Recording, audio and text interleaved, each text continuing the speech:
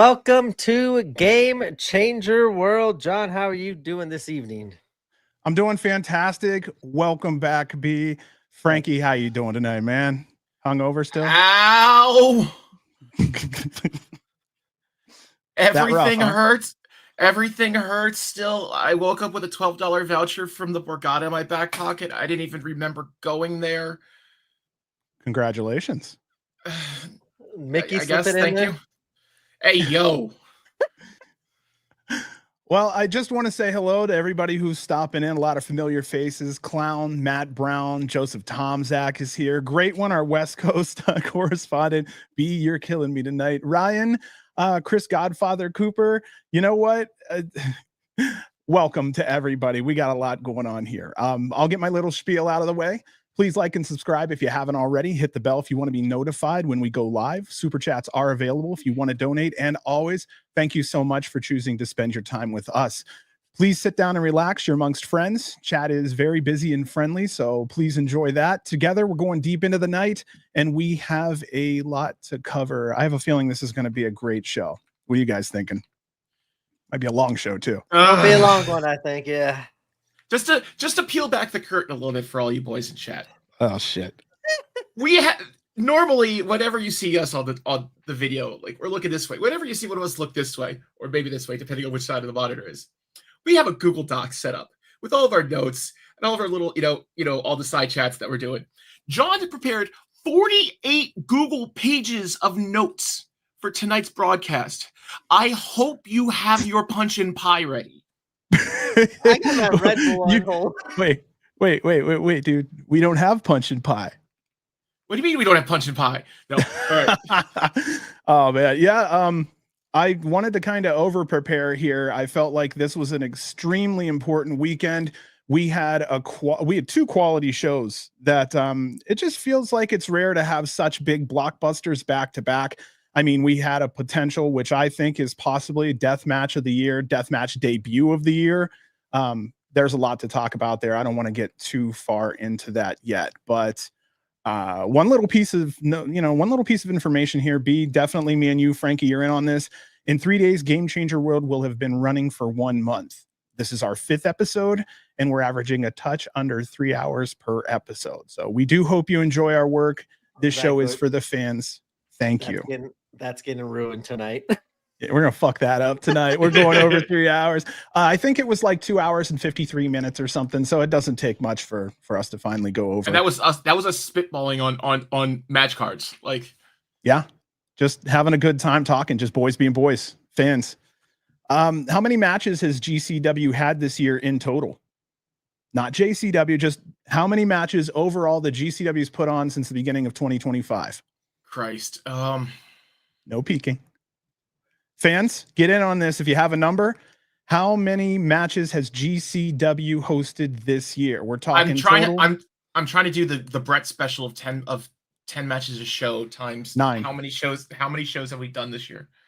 Clowns in with 420. We knew that was coming. ZMZO, welcome. 700. Great one has 150.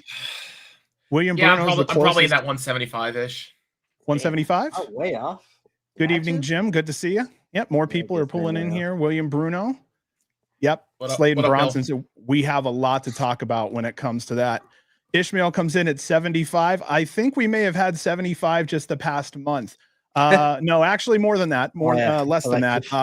But right now, GCW's had 227 matches so far this year as of June 10th. Nice little piece of information. But overall, yeah, Frank, you survived TOS, COS weekend. Outside of the, how are you feeling about everything? You make any memories, meet any people? Oh, yeah. It's Atlantic City is always such a family reunion vibe. It's a home game. It's GCW's home game. Sorry, LA. Yeah. Sorry, LA. We got the home games. Nothing but love for the LA guys. I was hanging out with them a bunch during the shows this weekend. Thank you, Frankie. Thank you, Kev. Thank you, everybody else. Great talking to you guys. I tell this to one of my other non-wrestling friends that whenever I walk into that place, I'm always saying hi to like 50 different people between the door and getting to my seat. And it was no different this week. It's always just saying hi to literally fucking everybody. There's so much shit going on the periphery of these shows of just people going out to the boardwalk, going to the Hard Rock at 2 a.m. for pizza or something like that. There's always so much crap to do at these weekends. It's always a great time. I'm happy to hear you enjoyed yourself a lot. You were talking to me off and on throughout the weekend, sending pictures with everybody. I'm hoping some of the people on Twitter got a chance to see what you were sharing. You had some phenomenal shots live right there on the scene. Oh my God. I was right there in that, in the crew ramp area from the weapons room. That's where I was hanging out most of the weekend. So there was a ton of stuff flying in and out all weekend, all the weapons. It was great to watch that. So. Well, for me, I felt like this weekend was the weekend of showcasing emerging talents in GCW and especially in deathmatch. We had Danger, Redacted, Beastman, Bear Bronson, and Little Sicko. I'll even throw in Otis as it pertains to the GCW fan base, still getting acclimated to him. We were talking about getting some fresh faces, some new people, and those are the ones who fucking set it off this weekend, in my opinion. Have any opinions on the fresh blood? I got some notes on it later, how like in that, especially that 4-way and at the end of TOS, seeing the new blood. And as you said, we've been kind of asking for some new faces, and we definitely got that this weekend. And I was happy to see them all step up and perform very well. And even I've been talking about the, Frankie from LA. Hello. Hey guys. Even I have been, questioning, is the end near? Are we at the end of that deathmatch bubble? Because, what we knew as the new guard 7-8 years ago, they're falling off these days. So, and we haven't had that influx back to the general roster. I'm not even going to say the GCW roster, just the general roster, the landscape of the industry itself to backfill all of that roster space. So it was great to see this next generation of deathmatch come in and show off so well, especially on such a high profile deathmatch weekend like TOS. NAC too, to get the approval. NAC was like, that was for me, which made it feel like, okay, they're part of they're accepted. That's for sure. I'll just put this up real quick. William said Otis flipped me off during the Murdoch match. It was awesome. William also said, happy to see you, Frankie. Bill. There you go. ZMZO. We're going to get into this one for sure. Love the fire marshal getting booze. and then Jamie Lynn Senegal comes out and lights up a fucking cigarette on the way to the ring. The timing on that was perfect. Dude, COS had the timing of everything on COS was fantastic. And Juggalo, we know your favorite subject. We are 100% getting onto that representation tonight. That was one of our favorite parts of that second night. And I'm going to say this straight up right now at the top of the card. I enjoyed Sunday more than Saturday. Crucify me now. Pardon the pun. We'll get into that. I thought Sunday was a better constructed card. I know that TOS and tournaments in general usually get the pass because of it's the whole mystery vortex vibe of who's going to make it to the second, who's going to make it to the finals. That kind of add to a little bit of excitement to the tournament days. But I think just on paper, and we were doing the booking math on this last week, John. I just thought COS was a better put together, better executed card. Yeah. Yeah, and you stuck to your guns on that. And I asked you Sunday night, are you still sticking to that statement? And you're like 100% yes. I mean, the spectacle of Saturday was great, but I think Sunday has bigger, longer-term implications. Jesus Christ, 2 weeks in a row. I can't get... Put the sunglasses back on. Hold the head. You're all right, man. You're all right. He's going to get there. Yeah. We'll get there.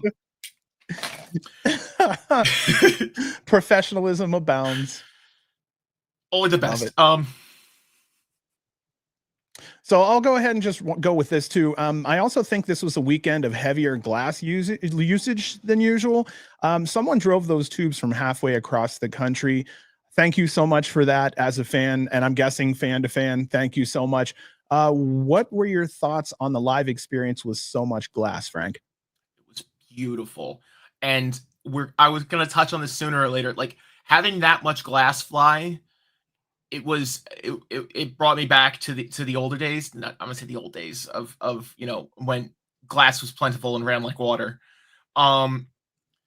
But the humidity in that room on Saturday, I swear there was something with the temperature and the humidity in that room that was just making those tubes pop so much more.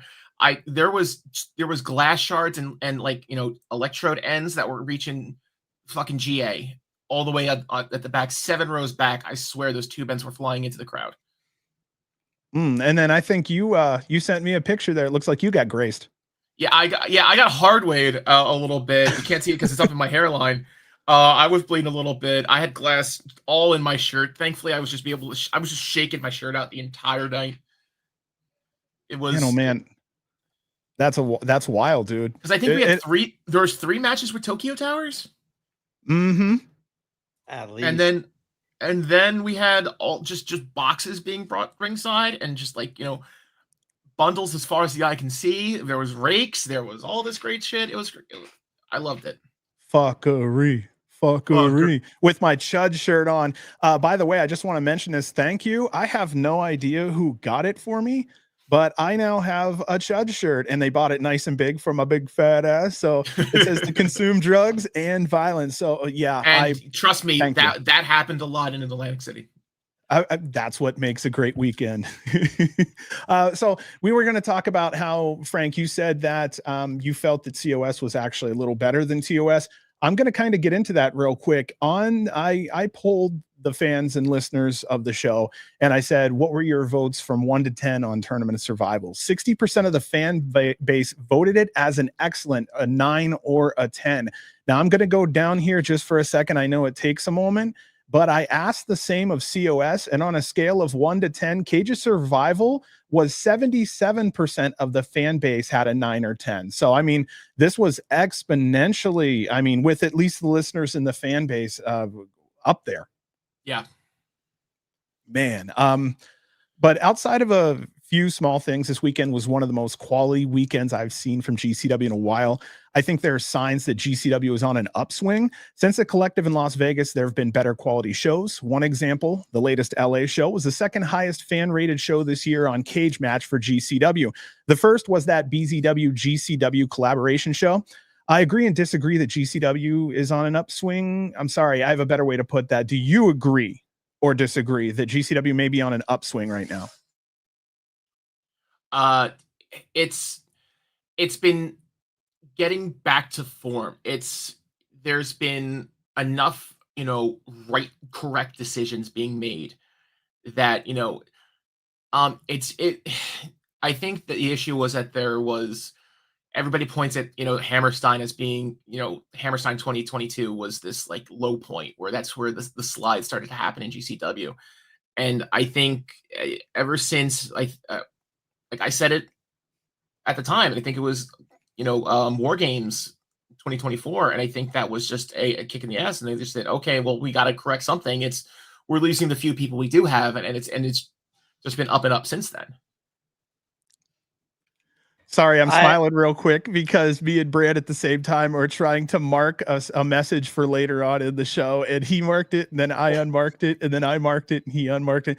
So while you were talking here, we were having a fight. We were listening, I swear, but we were having a fight at the same. It was like thumb war, dude. It was, we were having a digital thumb war. But I mean, what about you, Brant? Do you think the GCW feels like they're kind of on an upswing right now? We've seen both ups and downs. I think Frankie hit it good. They're kind of doing some correction on like what the fans have kind of been asking for and what we've been kind of missing. And I think this TOS and COS weekend with the ultra violence kind of provided a lot of that, as us fans, us in particular, have been saying we wish there was some more ultra violence in some of these other venues and we saw it defended more.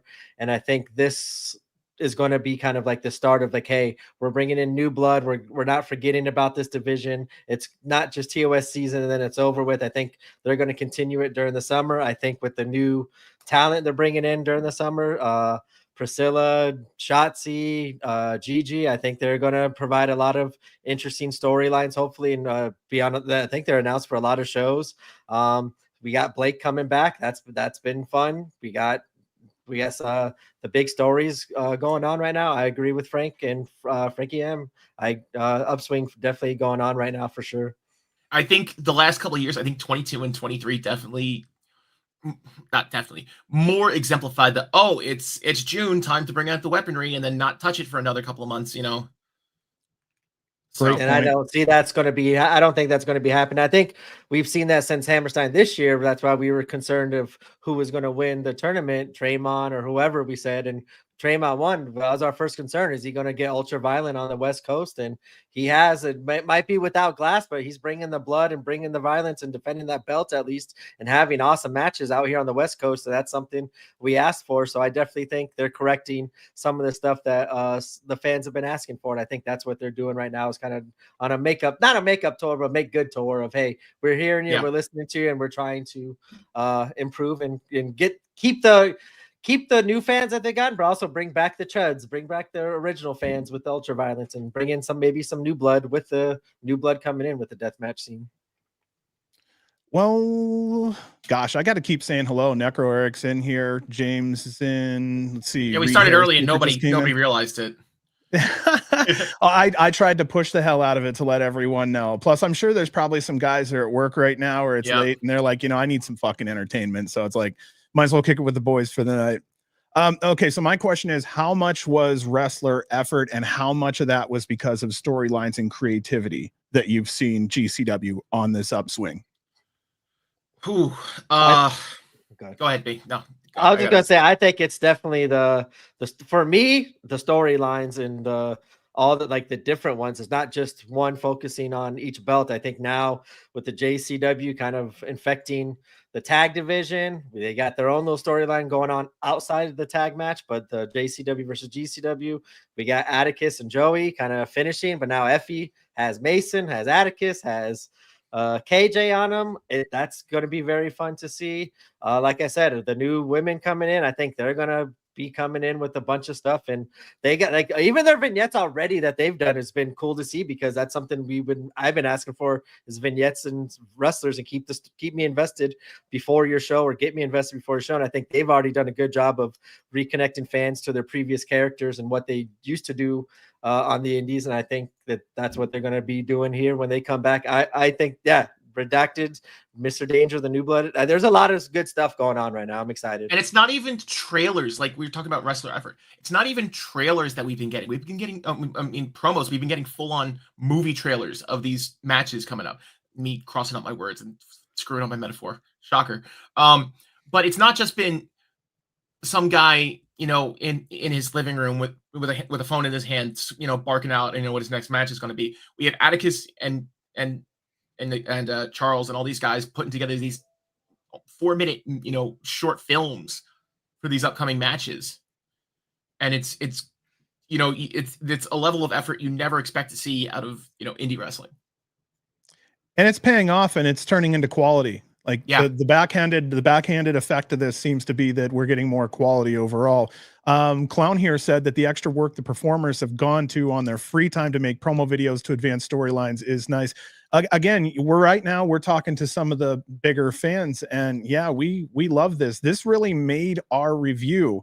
The amount of storylines that were moving and weaving in this weekend was much larger than, I would say, almost close to Collective Weekend. And I know that's rough to say, but when we bullet point them down, you'll be surprised how many people this weekend had a story going into it. Again, don't trust me until we get down there, but I think I had bullet pointed like 8-9 storylines or things that were moving or at least along. Beats, at least story beats.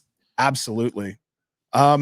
But yeah, I think with more storylines, it's easier to sink into the GCW bubble.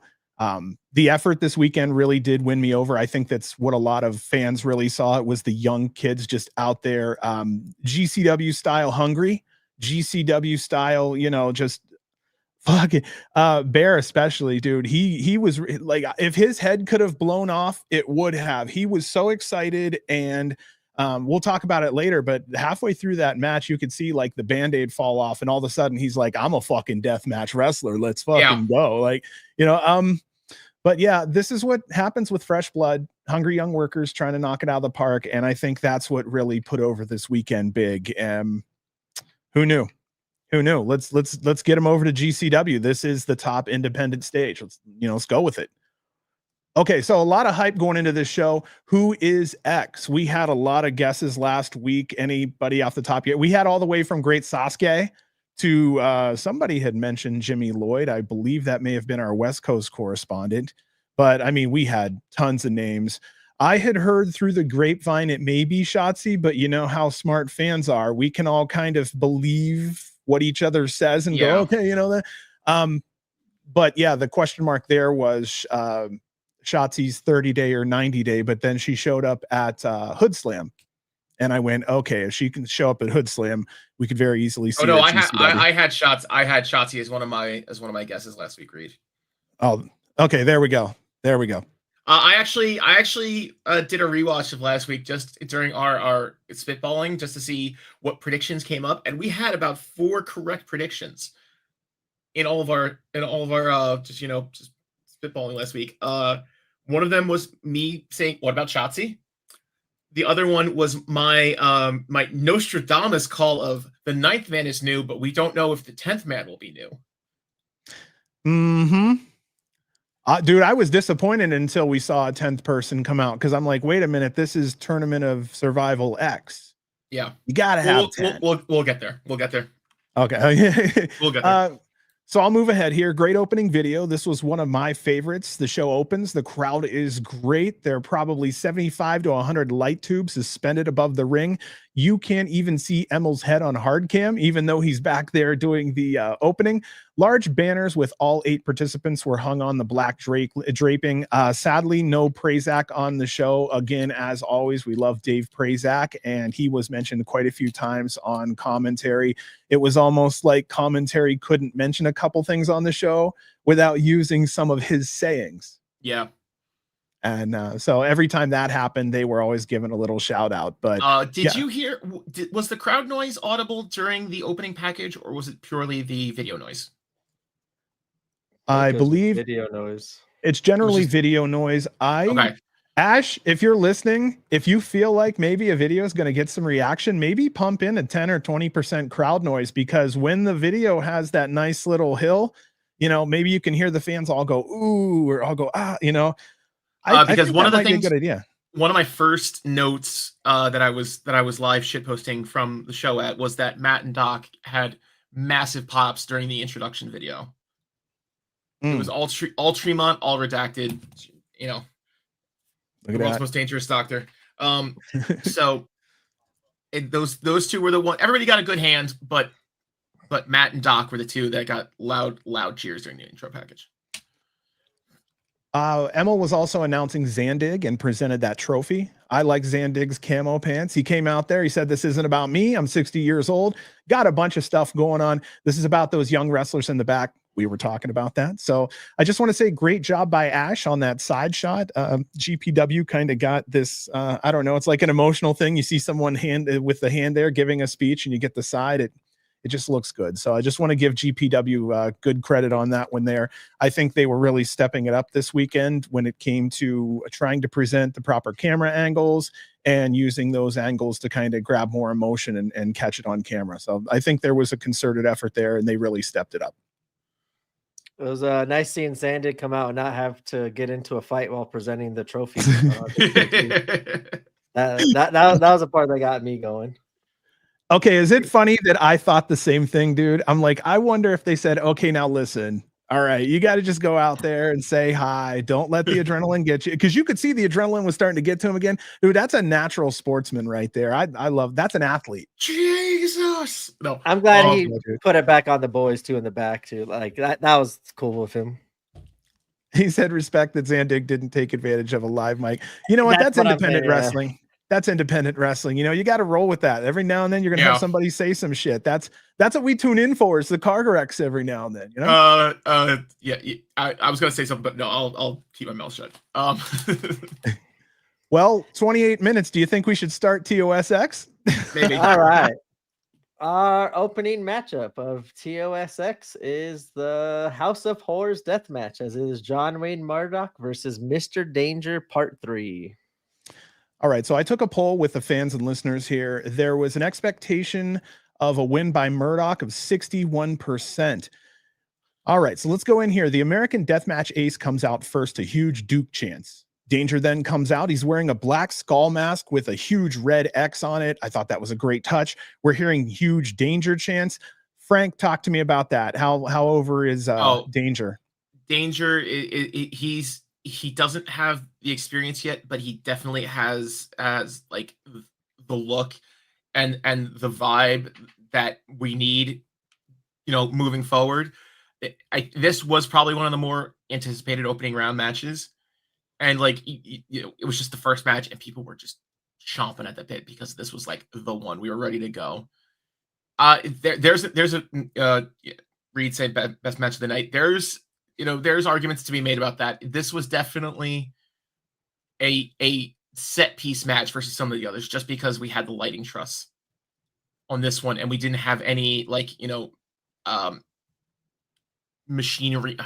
I'll say machinery, but other setup stuff besides just weapons in the ring for the other matches. Well, our West Coast correspondent here said the structure of the House of Horrors resembled Ultimate X. Not surprised Danger took advantage of it. I'm not surprised that Danger maybe didn't do a little homework by looking at some of those old matches and maybe seeing if he can get some ideas on how to handle the second level up there. Well, he had two great spots off the structure. He had the one off the corner swinging off the rig hitting Duke, and then he had the one dive off the rig. So, wow. Well, so another thing I think you probably noticed here, Frankie, was that there were dueling chants with Duke and then Danger, and that was throughout the whole match. I mean, I don't know. Do you think people wanted to see the Duke go forward for more of a quality kind of, push towards the finals? Or do you think people wanted to see Danger win because he was fresh and new and the hot commodity? Yeah, I think they wanted to see a new face because it's not like we don't want to see Duke win. But I think in, the way this was drawn up, I think people wanted to see, what if Danger goes 2? What if Danger goes 3? But as we go on, we could see this was a showcase for Mr. Danger up and down. No matter how you slice this match, it was a showcase from Murdoch for Mr. Danger. So what I'm going to do is I'm going to give a little rundown on the match. I'm going to throw it over to B real quick because I know he's probably got a lot of, comments on this one, maybe.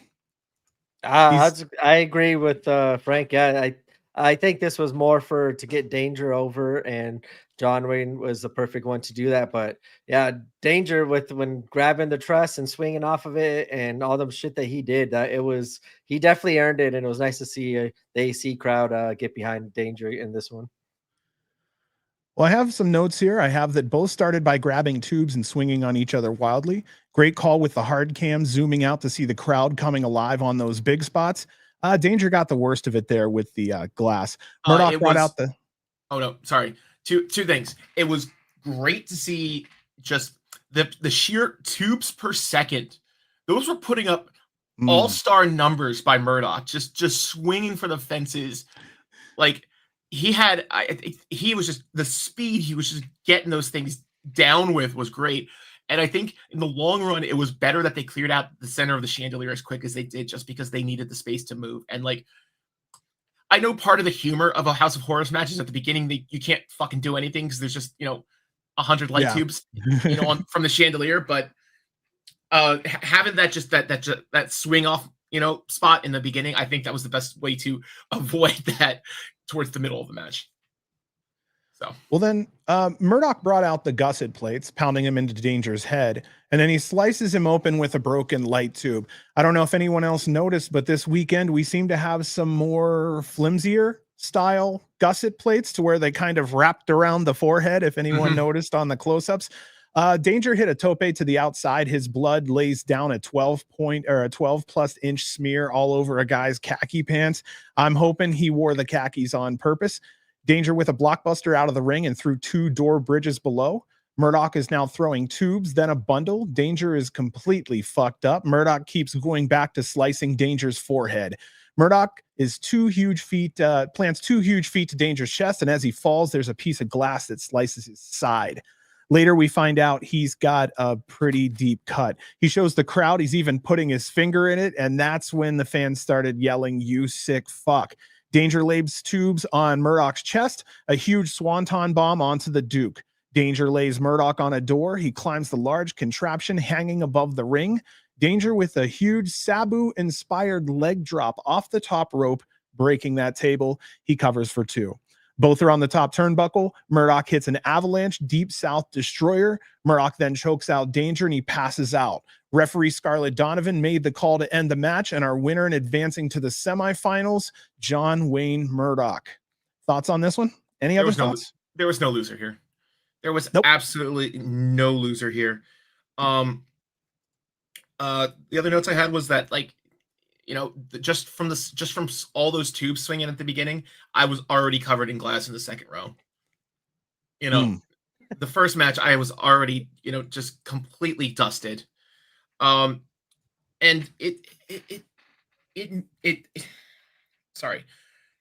it definitely proved Danger can hang, because some of the other ones were like, it sort of gave off Yarder vibes a little bit. I think this one was his first like death match, and I hope you guys understand what I mean when I'm trying to delineate those two. Yeah. So yeah, I enjoyed it. I like the end too, like how he had to switch it to the Koji clutch and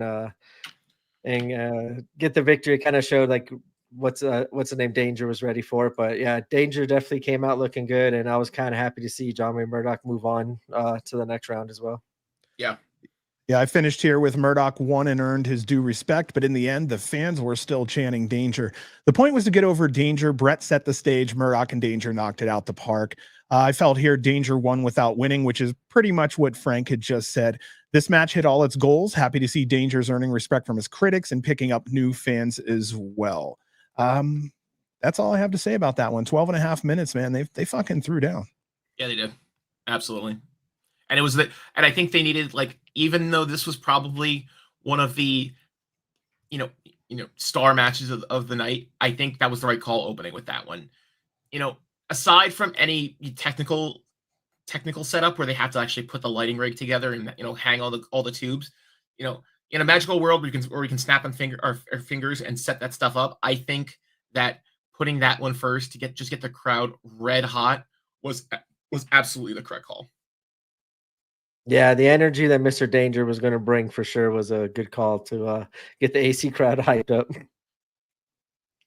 Our next match was John, you're muted again. Oh, I'm so sorry. I was just going to ask thoughts on him going into the NGI. I think are pretty good. Oh, yeah. And then last, I just want to touch on this because this is important before we move on. John Wayne Murdoch publicly said this was his last American deathmatch tournament, not his last deathmatch or deathmatch tourney, but last American. So, you know how wrestling works. There's always tricky with the words, and never say never. Yeah.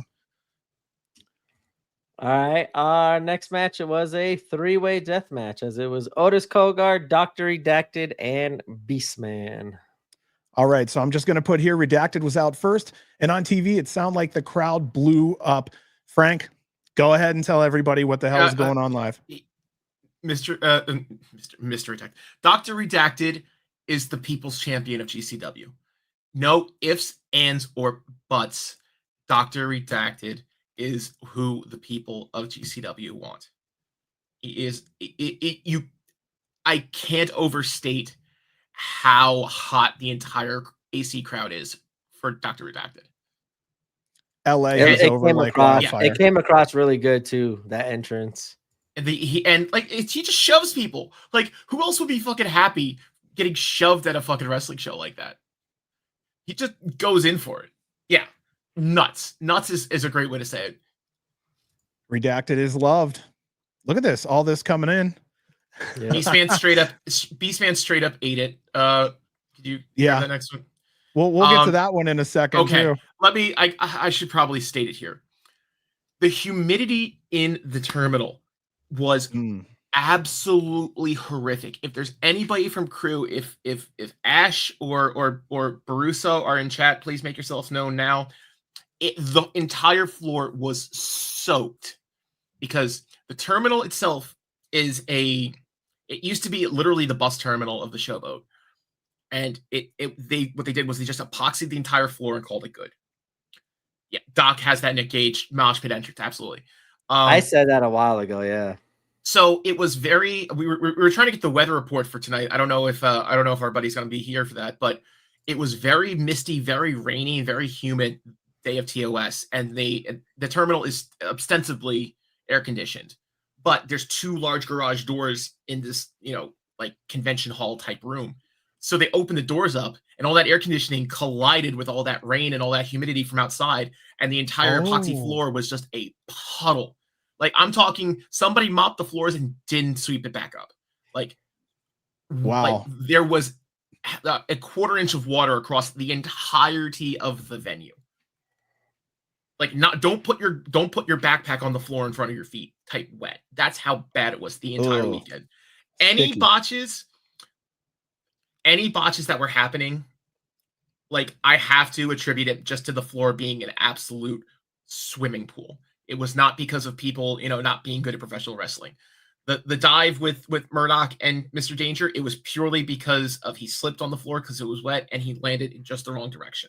That was nothing of them not being competent professional wrestlers. And that's going to be a running theme this entire day. And Frankie was what, 3 feet to 5 feet from where poor Beastman had slipped there. So I mean, yeah, it's not like he doesn't have an opinion. You could have touched him damn near when he fell. Oh yeah, yeah. He was like, I was in the second row, and he was, and like the entrance was probably like where a theoretical 8th row would be. So it's not. I was not far. Look at that, Frankie with the saucy message. Ryan, it's always very hot in that terminal on the floor with all the sweat, beer, and blood all over the place. So I'll go back here to the beginning. The Doc is pushing a cart filled with weapons, including a ladder. Redacted is decked out in white scrubs. He's pushing and jumping into all of his friends, including Frank. Had to apologize to the lady beside him, which he was very nice about because. I told him I had a bump for Doc. So Doc checked you. So yeah, you got a shove. He's receiving a lot of love from the GCW fans. Nick Gage 2.0 entrance, I think, is a great way to put it. I don't want to put that name out there because, it's Nick, but at the same time, he's getting that kind of. It's not wrong. It's very physical. I mean, I hope Brett was hearing all of this. I feel like on the second day, Redacted was getting that treatment from them understanding he really is something. You can hear it in Emil's voice. We'll get into that later on there. But I feel like Redacted's time at GCW is coming. Did I see a little kid dressed up in blue scrubs? Yes, you did. So I'm just asking. And then you saw him, and then you saw Doc give him the very polite double high five because. Okay, I remember that. I didn't know the kid was in Redacted for the kids. Redacted is for the children. For the children, absolutely. He's not a pediatrician, is he? I don't know if he's licensed. Well, that's another story altogether there. Let's see here. GCW, the people versus the humidity, coming to a sauna near you. Redacted's for the kids. All right, so let me go ahead here. Beastman was out next. We were just talking about that. And Beastman down. Looks like he got caught up in the chairs. You were saying the humidity was also not helping whatsoever. No. Accidents happen. He throws the chair in the ring, hits senior referee Adam Galt in the back of the leg. Beastman was receiving huss chants from the crowd. He smashes a light tube bundle over his own head and was bleeding from it. I felt like that was about the best recovery he could ask for given the circumstances. So I want to say on that end, shit happens. Good thinking. Good way to get that one back in order. Otis was out last. He's top to bottom in mostly white. He's carrying a flag that has the famous pig on it. His gear looks good. Atticus mentioned online, Otis had dropped 65 pounds without going into flat numbers. Many of us here have been fortunate to see and know how hard it is to lose weight. So good on Otis. That means that he takes his fucking job seriously. Beautiful to see out there on the independent scene. Lots of face-to-face shit talking once the bell rang. Redacted casually climbs to the top turnbuckle, gets inside a trash can and jumps from the top rope onto Beastman and Otis. Now the match has truly started. That is proper comedy in wrestling. It's just 2 guys mounted off to each other, and the third guy says, "Hold on, I got this." That's proper comedy in pro wrestling right there. I feel like that's old school comedy, Dr. Redacted too, like Bugs Bunny style. Hold on, I'll be right back. Also, I wanted to mention, since I didn't hear, or maybe I did, I polled the fans and listeners on this one. Dr. Redacted was expected to win this one by 63% of the vote. That's pretty hefty. All three went to the outside. Redacted got a gusset to the head. He's bleeding. Beastman and Otis are having a chair/trash can fight. Beastman was booked strong here. Redacted attempted to jump onto Beastman, and he completely bounced off of him. Beastman throws Redacted via a fall-away slam over his head and into the crowd. I really thought that Beastman was going to crack the back of his head on a chair. Luckily, he didn't. There was a barbed wire board with Redacted's face on it. Whoever did that, hilarious. That was a product of Grim. If he's in here tonight. Yes, him and his parody DME spinoff group. He does a lot of crap like that. He put a couple boards together for the weekend. So is he the one that also did the wall board? Yes, motherfucker. Yeah, Hell yeah. Well, hopefully he jumps in here, or hopefully maybe we can clip this and just say something later. But I mean, all effort is appreciated, and obviously you put a lot of time and love into it. So thank you so much, because those efforts, I mean, if 10, 20 people did that, imagine what we'd see, the creativity we would see at some of these shows. The fans start the obligatory Ring of Saturn chant. Sorry about that. That's the New Jersey special right there. There was a scary spot. Beastman was up top, and Redacted throws a ladder. The ladder slightly ricocheted off the chair that Beastman was holding to protect himself, and you see the ladder fly off into the crowd. Whoever was over there was fine. It did get a holy shit chant from the crowd. Otis is slicing Redacted's forehead while licking the blood off of him, then cutting the webbing in his fingers and kicking a chair into his head. Redacted was smashed with a trash can, and you can see a mix of blood and sweat explode off of his face. Beastman spears Otis through a light tube covered board, then brings out a bear trap, totally a Beastman weapon. Redacted got into an almost Tree of Woe situation, and a tube bundle was placed on his chest, and Beastman sat down on him. Redacted hit Beastman with the green mist, and Otis put the trap on Beastman's hand. In our finish here, Otis cracks Redacted with a heavy chair shot, and Otis covers for 3.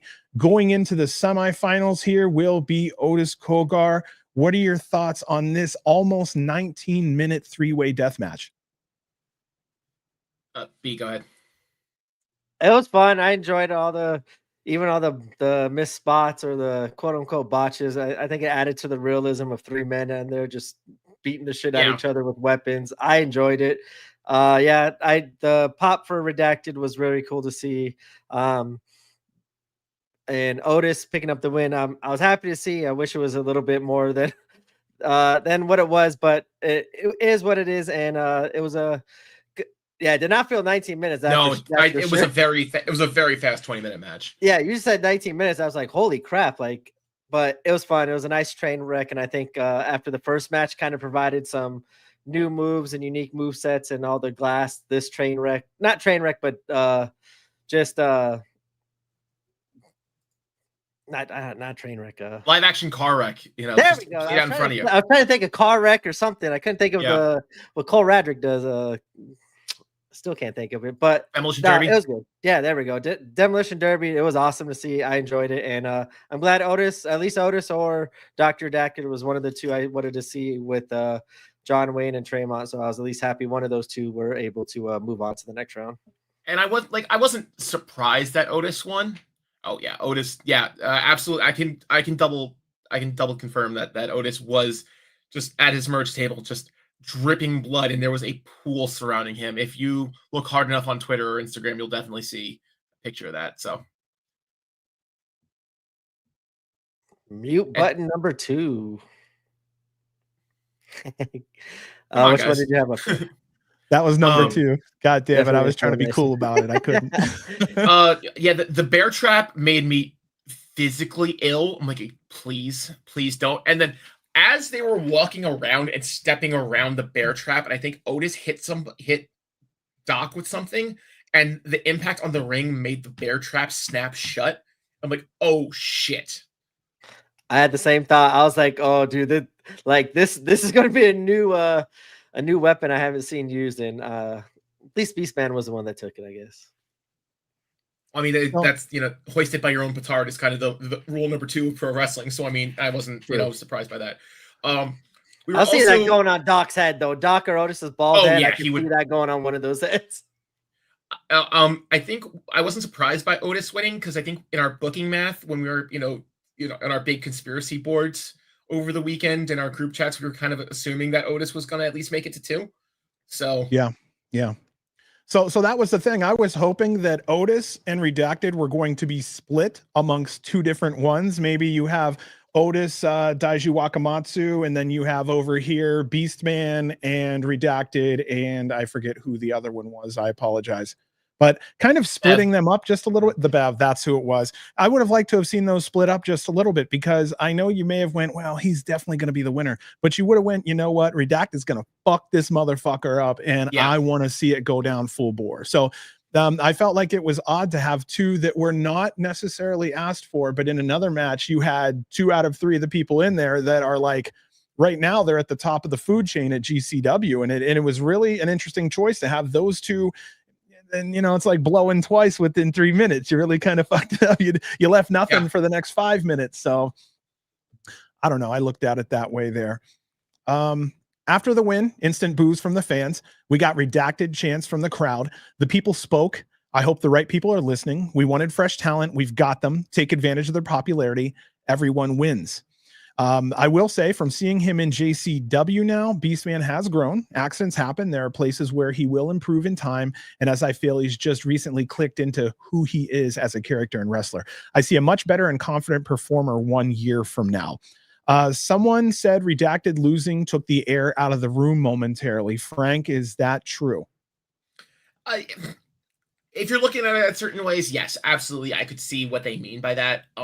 Personally, no, that's just, the nature of the beast of one-day deathmatch tournaments. Your favorites aren't always going to make it, to that second match for the day. But yeah, I can absolutely see where they're coming from when they say that. Well, I want to say congratulations to GCW. A graphic had come up during that match that said we were trending number 10 in the US on Twitter for independent wrestling. That is fantastic. Congratulations. Sorry, I was about to put up Frankie's here. Yeah, Redacted losing first round, Otis winning. Great choice. Yep. All right, next match was a Made in Japan death match, as it was the Bev versus Daiju Wakamatsu. I took a poll on this one. Daiju Wakamatsu was favored to win this by 54%. It truly was a split down the middle. This was the toss up of the day. So that's my concern, was whoever won this one, you always worry that booking's going to be easy in the semifinal for whoever the favorite is. Yeah. So, I mean, that's another one I went, okay, whoever gets the winner of this one in the semifinal might be an easier walk. But again, I'm judging by popularity, storyline, instead of just what the wrestler can do. I think the bracket was fairly evenly split, though. Like there wasn't a bracket of death, and there wasn't a walkover path this year. I think that the bracket was very evenly spread out this year. Right there, great one said, I feel like the air really got taken out of the room for a minute when the 9th participant was announced. Frank? We'll get back to that. Okay. We'll get back to that on the next match. So.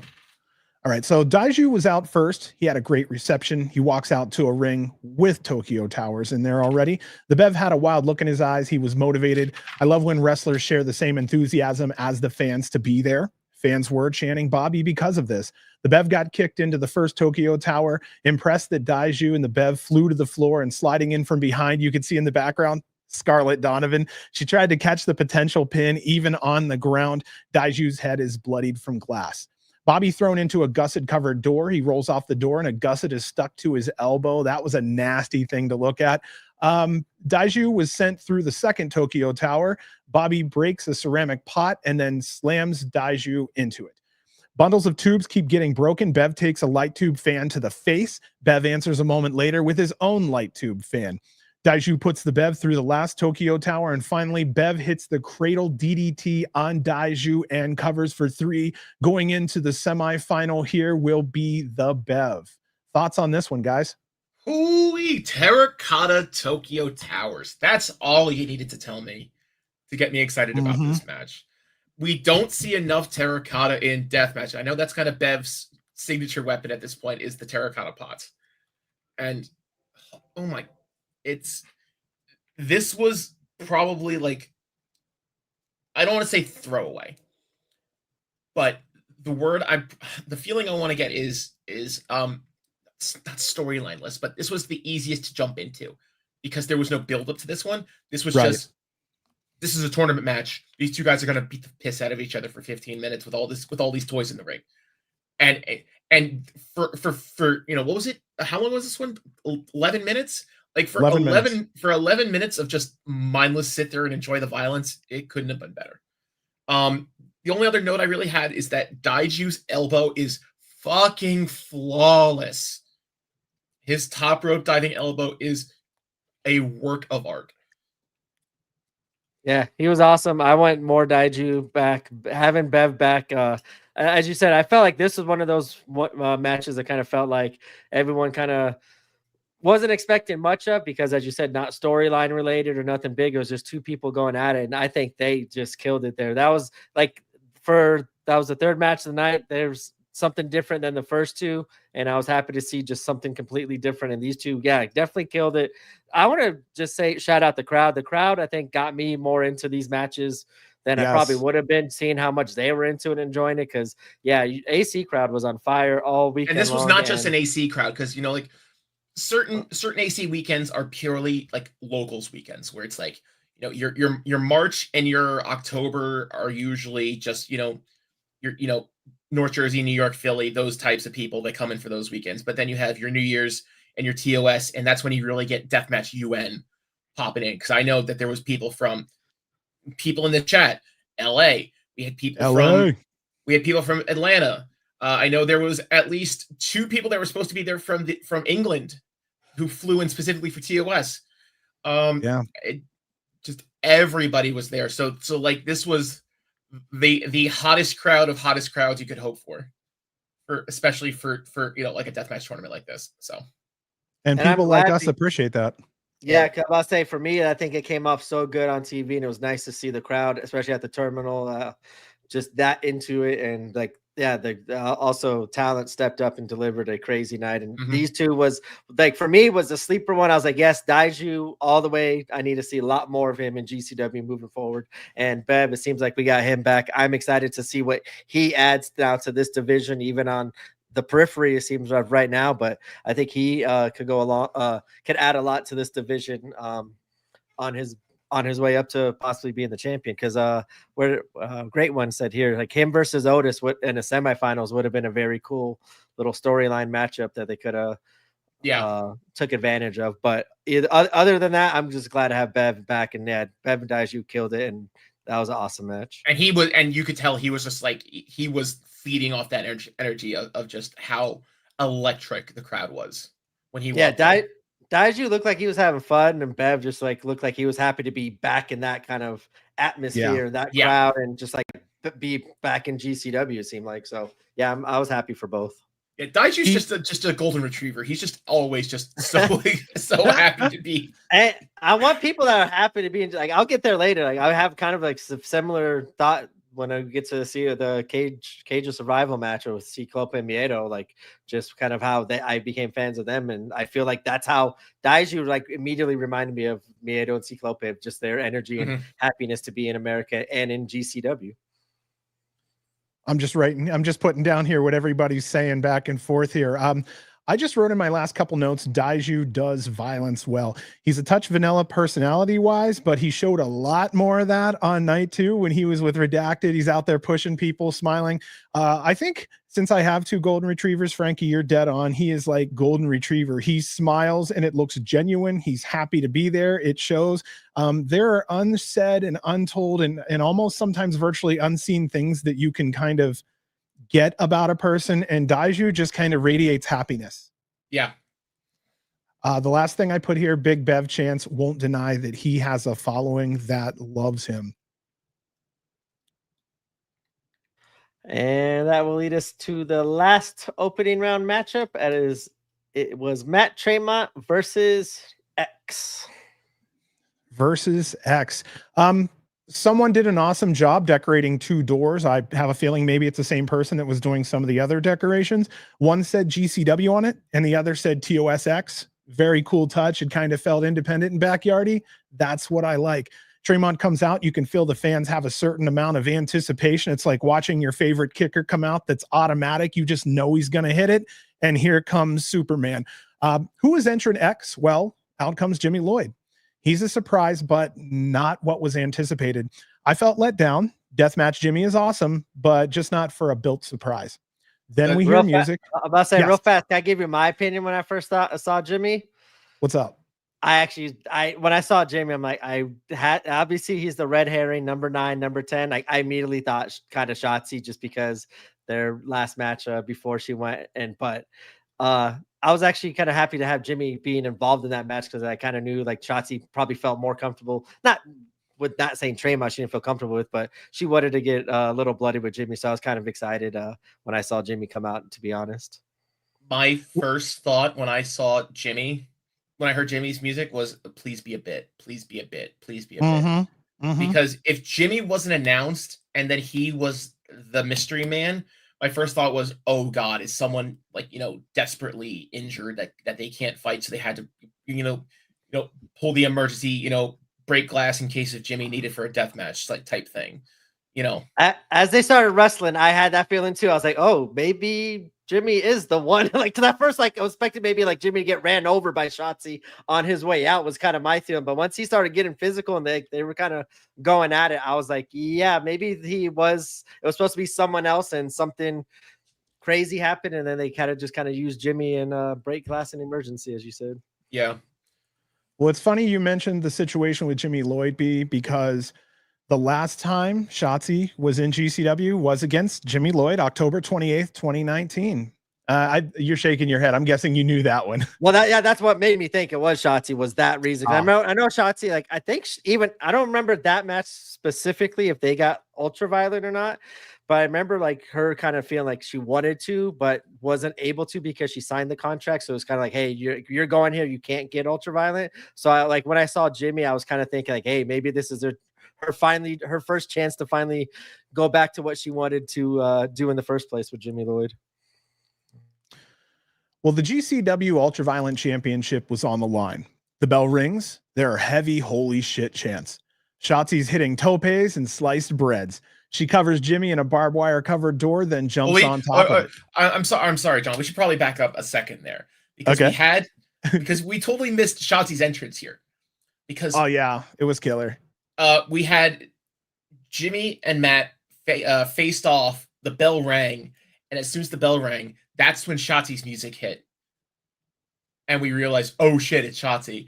I actually had a little bit of an inkling there because I realized as they were squaring up for the bell to start ringing, the guy who's always on camera down the aisle did not leave his post right there at the end of the aisle. Like, oh shit, there's someone else. There's someone else. There's someone else. Because I was hitting the person I was sitting next to. And then as soon as the bell rings, and then the camera guy dove down the aisle, like, oh, we have our number 10. And it was Shotzi Blackheart. And that the roof almost blew off the place when that happened. So I was going to ask you real fast before you go on. I know, John, we're killing you here. I wanted to ask how that reaction was, because I feel like I was trying to compare it to my mind to the Doc reaction. And on screen, the Doc reaction came across way more than the Shotzi. So I wanted to ask in person, maybe it just came off bad. Well, how would you compare the two there? Because like it seemed like the announcers were excited, but I couldn't tell from the fans. Like, yeah, exactly. Nucci's face became a meme. Yes, I saw that. There are two different reactions. If that makes sense. Yeah. The Doc reaction. The Doc reaction is the hero's homecoming reaction. The Shotzi reaction is the pure, oh shit, holy, oh my God type reaction. So it's unfair to compare the two in the way that I think you're trying to compare them. I got you. Nope, I got you. Makes sense. It was a surprise to see who it was. And I think the rest of my comments will be better served at the end after we do the rundown of this match. So I'll hold them until then, John. Back to you. Let's get the play-by-play. Hey, no, honestly, I love it because you guys are doing all the heavy lifting for me. I just have to basically read my notes kind of thing. Yeah. So you're doing all the thinking. I'm just going, well, page 1 says, Tremont puts Shotzi through a door, then out comes his fork. The Black Abdullah starts stabbing Shotzi in her forehead. We got a great close-up from the camera. Something amazing happened. We were 5 minutes in, and Tremont was the only one not bleeding. Jimmy hits 2 package pile drivers on Shotzi, and she kicks out of the cover at 1. Total independent wrestling. Love that there. Jimmy and Shotzi have dueling weed whackers, and we have a weed whacker fight, and Tremont keeps getting hit instead. Weed whackers, plural. That's true. Like there was. How often do you see that anyway? I always see there's the one weed whacker that's always in the pile of toys, but to see both of them come out at the same time, like I think I tweeted out a picture of them weed whackers, comma plural, because that's something you don't see in the pile of weaponry that often. So I was very excited to see how that would be utilized within this matchup. His and hers weed whackers. I like it. If you want to whack together, this is fucking. Hey, it's 11 o'clock. We can talk like this now. Jimmy picks up Shotzi and rolls through 2 spray painted doors. Those are the ones I mentioned earlier. A glass tube log cabin is in the middle of the ring. Shotzi does a Rana on Jimmy and throws him into one of those. Shotzi then dove to the outside. Jimmy moved and she crashes through a bunch of chairs. Towards our ending here, Lloyd was covered in a plate of glass. Tremont and Shotzi go up top. Tremont slams Shotzi through the glass and onto Jimmy. Tremont then covers Jimmy for 3, our winner, and advancing to the semifinals and keeping his GCW Ultraviolent Championship. Our winner was Matt Tremont. I see now where we needed Jimmy in this one. In retrospect, that was something that I think you both were talking about or touched on earlier. Dead on that one. Shotzi was chanted as she leaves the ring. She announces later that she's done with deathmatch wrestling unless it's Nick Gage. That's an interesting thought. Don't know how that's going to work either. Yeah. I don't even know what to say about that, but she has goals. Not going to hate on that. It sounds nice, but we don't have that available right now. Maybe that's the best way to put it. There's also just I'm reading my notes and I completely missed this. It's like the weed whackers. I love the name. Oh god, it's like the bushwhackers. Oh, it's too good. It's too good. Reed, we fucking love you. That was a great one right there. Boo, hiss, boo, get off the stage. Tremont's entrance. I'm sorry, I missed this in my notes before, but Tremont's entrance was deafening today, especially coming out to Journey in round 1. I don't think I've ever heard an entire crowd as collectively sing in separate ways than we did right then on that first round.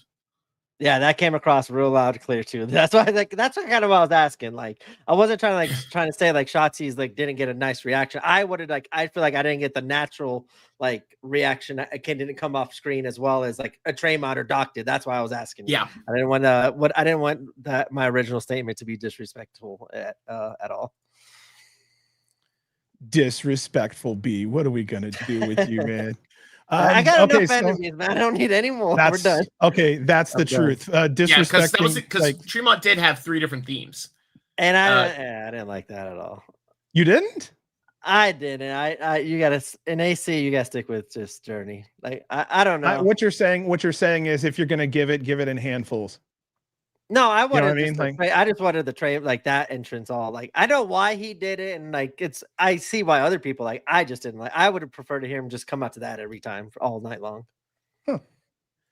All right, well, I'll jump into this next spot here. Richard Holliday then came out. He's got rubber gloves on and said he's leaving GCW, and fans chant, "Don't come back." I just saved everybody 8 to 9 minutes there. What are your thoughts on this one? It was purely a left the fucking chat. It was purely a time killer just because they needed to clean up for the next match. I completely understand why they ran that promo, and it's like, okay, yeah, they just wanted to cheer the crowd, just to pop the crowd for a couple minutes and get a couple cheap your city sucks type bits going on. It's like, all right, yeah, can't say it didn't work. Yeah. Well, I'm more interested now his last match against Pero. Is that really going to be his last match kind of thing? I don't know. What his future plans are and everything. Is he? Yeah, I don't know. That's where I'm a just weird wondering one. if it's just like one of those, like, is it really the one or not? Like, that's what I'm getting. Like, I really don't want to see Holliday leave, but I like, at least it's a story and we got something moving forward with it. But I don't know. Like, I'm happy to see at least Pero get a big match here, and I'm interested to see what happens between those two. I left and I was gonna go. I was talking to someone during most of the promo. I think when he texted me, he's like, "Oh, I saw." Yeah, you walked right by him as he came out. We all left to take a piss or smoke when that guy came out. Reed said I went and cooked food. You know, Richard really does elicit responses one way or another. I will say that. Yeah. Dang. James See, like, really has strong opinions. I don't think that he's been, like, the stories that haven't given time to, like, as much as everyone else here. Here's where I was gonna go with that. Get that one back up. That's where I was gonna go with that. Like, is Holliday gonna change his gimmick or kind of do something? Like, I wonder what's gonna happen here. Like, I don't see it actually being his last GCW match, but I'm intrigued to say the least. I'm interested if it is. I mean, no, for sure. Yeah. But I thought it was cool that you might as well get the heat on the way out if that's the case. Yeah. Work all the way to the end. I remember the first couple matches he came out. I want to say it was Homecoming, probably 2 years ago. And all I remember, it was something about we were chanting Jimmy and Beach Ball the entire match because it was a Mason match. And I felt so bad for Holliday because he was just getting completely railroaded by these Mason proxy fuck you chants. Yeah. And I'm like, Mason's a good name and he's coming from outside, and I just feel bad for him because he's just getting a complete, fuck you reaction from the Atlantic City crowd. And, I guess in the long run, that was the point, and it kind of worked in his favor. But, the whole snitch angle kind of petered out and it didn't really do much. Yeah. So what's funny is they made the fans hate him so much that Charles Mason went over, like, with the fans. Right. Yeah. Is that good? I think that's effective, though. It's insane to think that was the outcome of that. Yeah. I'm just saying, you may not like it, but I'd have to say if it elicits an emotional response or strong emotional responses, then you're dealing with a heel. Fans aren't ready for classic heels now. I think his character is just, like, a little different, kind of like the Cardona when he first came in. He's got, like, that Cardona, that kind of style and sports entertainment. And I just don't think it meshes well right now with the fans. But as you said, I think it's all in character why it's not meshing well. But I don't know. I still would like to see Holliday do something, but I will kind of agree he kind of hasn't. It's whatever's been done with it, especially like that Mason. Like, I was really hoping that this would move Holliday on to bigger and better things after that match. Instead, it led right back to Pero. We're back to doing the same shit. So it's like, we can't really see nothing new from Holliday. I would like to see Holliday, like, kind of what he was doing at the Big A brunch was fun. Him going after Effie would be fun and interesting, or him going after different people, not just Pero and Mason. I want to see him interact with other people. And I just think we haven't had that yet. And maybe we won't get it. Who knows? Looking back, would you have not paired him with Mason? I say I would have. No, I think what he did for Mason was, I mean, on the way in, all the way through, and even on the way out, he did things for Mason there on the back end that I think were more important than we know. And like I said, I mean, we might not like him, but that's what a heel is, and he is effective. Noter here is saying it's go away heat and AC, and that's not good. I mean, that's literally what caused the Blake heel turn, was go away heat in Atlantic City. That's what caused that. And when we have people literally saying, like, when we're chanting at Cardona saying, this is my last GCW match, and we're chanting, don't come back. I mean, everybody knows we're doing that with our fingers crossed and a smile on our face. When we tell people fuck off, don't come back. I don't know if that many people have their fingers crossed when we're yelling at Mason and at Holliday like that. True. I don't know, man. I don't know. To me, that's a heel. I know I'm old fashioned in that, but to me, that's a heel. He pisses you off. Now, all he has to do is get in your face, and he has you heated, and that's his job. I don't know, man. I know exactly what we're talking about how this is like true old school, 80s at the Sportatorium style, bullshit heel. But yeah, no, it totally makes sense, and it's He's so There's- easy to use, though, man. I think to elevate other True. people. True. That's where the old-fashioned part comes in, I think. And it's very easy to fall from, or I mean, not fall from, but cross that line from what he's trying to do, and it just slides right into a you people where everybody's like, okay, yeah, whatever, we don't care about this anymore. Man, Holliday gets that heat. Chat But is like, just but like, like that, but that line between what he's doing and just a you people, and I'm like, that's such a he's tap dancing on that line. Yep. I get your point now. I agree with that. And because if somebody pulls a you people, I'm like, all right, whatever, yeah, let's go get a smoke, like, you know. Yeah, I get that. So, all right, our next match was a semifinal match, as it is a Panes of Glass death match. Otis Cogar versus John Wayne Murdoch. Otis comes out. We have immediate Otis chance. People love him. He just had a tough pull against another hot commodity in Dr. Redacted. I like there's been no Vandal 48 interference up to this point. I think Otis gains more if he stands on his own. Murdoch comes out looking rough. He's being easy on that injured right side. I see a different Murdoch in the face and eyes. That injury truly is bugging him. The bell rings. Otis goes through a glass pane. Moments later, Murdoch is then sent through a glass pane.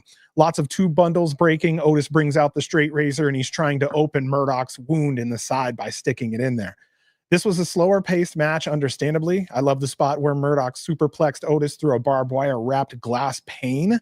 The finish here, Otis placed a glass pane on Murdoch, climbed up to the top rope, and jumped off onto Murdoch. He then covered for 3. Heading into the finals, our winner here in just slightly over 7 minutes long was Otis Cogar. Now, before I go any further with either of you, I just want to say I felt this match brought down the vibe of the show for a while. I feel for both men in this match because it's not easy, but they made the most of it. I can't say anything negative against either man. I felt like, they did their best. I do like their work overall, but yeah, I think this is one of those ones where down the road, when they're both 100% healthy, I'd like to see them meet up because I saw a lot of potential between the two. And John did a great job playing up that side injury for the match just a little, which helped somewhat justify that short 7-minute match time. Yeah.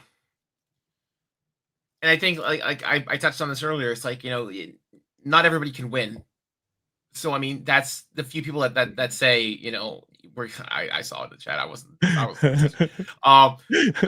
it's, not everybody can win a tournament. So of course somebody's going to lose. And of course somebody who's a super fan is going to get, just going to clam up real hard. And you're going to get pockets of it here and there based off, what each group's favorites are. So, I'm not reading into that as much as you think specifically for that, somebody's going to lose reason. Yeah, I agree with you, John, though.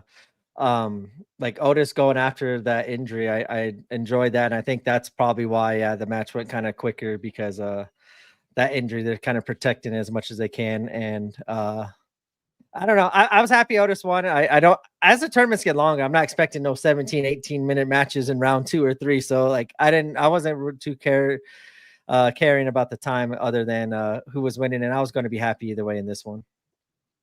Hey, and how shitty it is.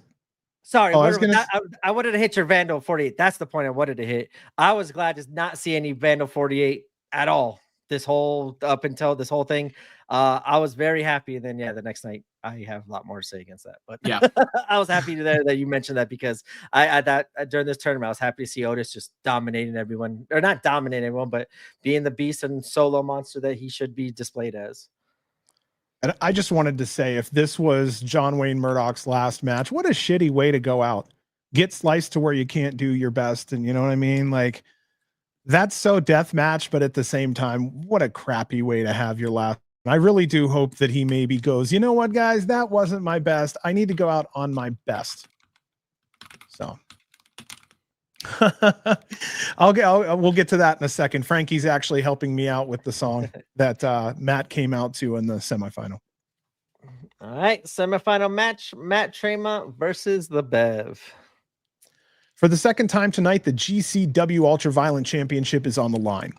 Bobby Beverly comes out for our semifinal main event. He still looks very ready to fight.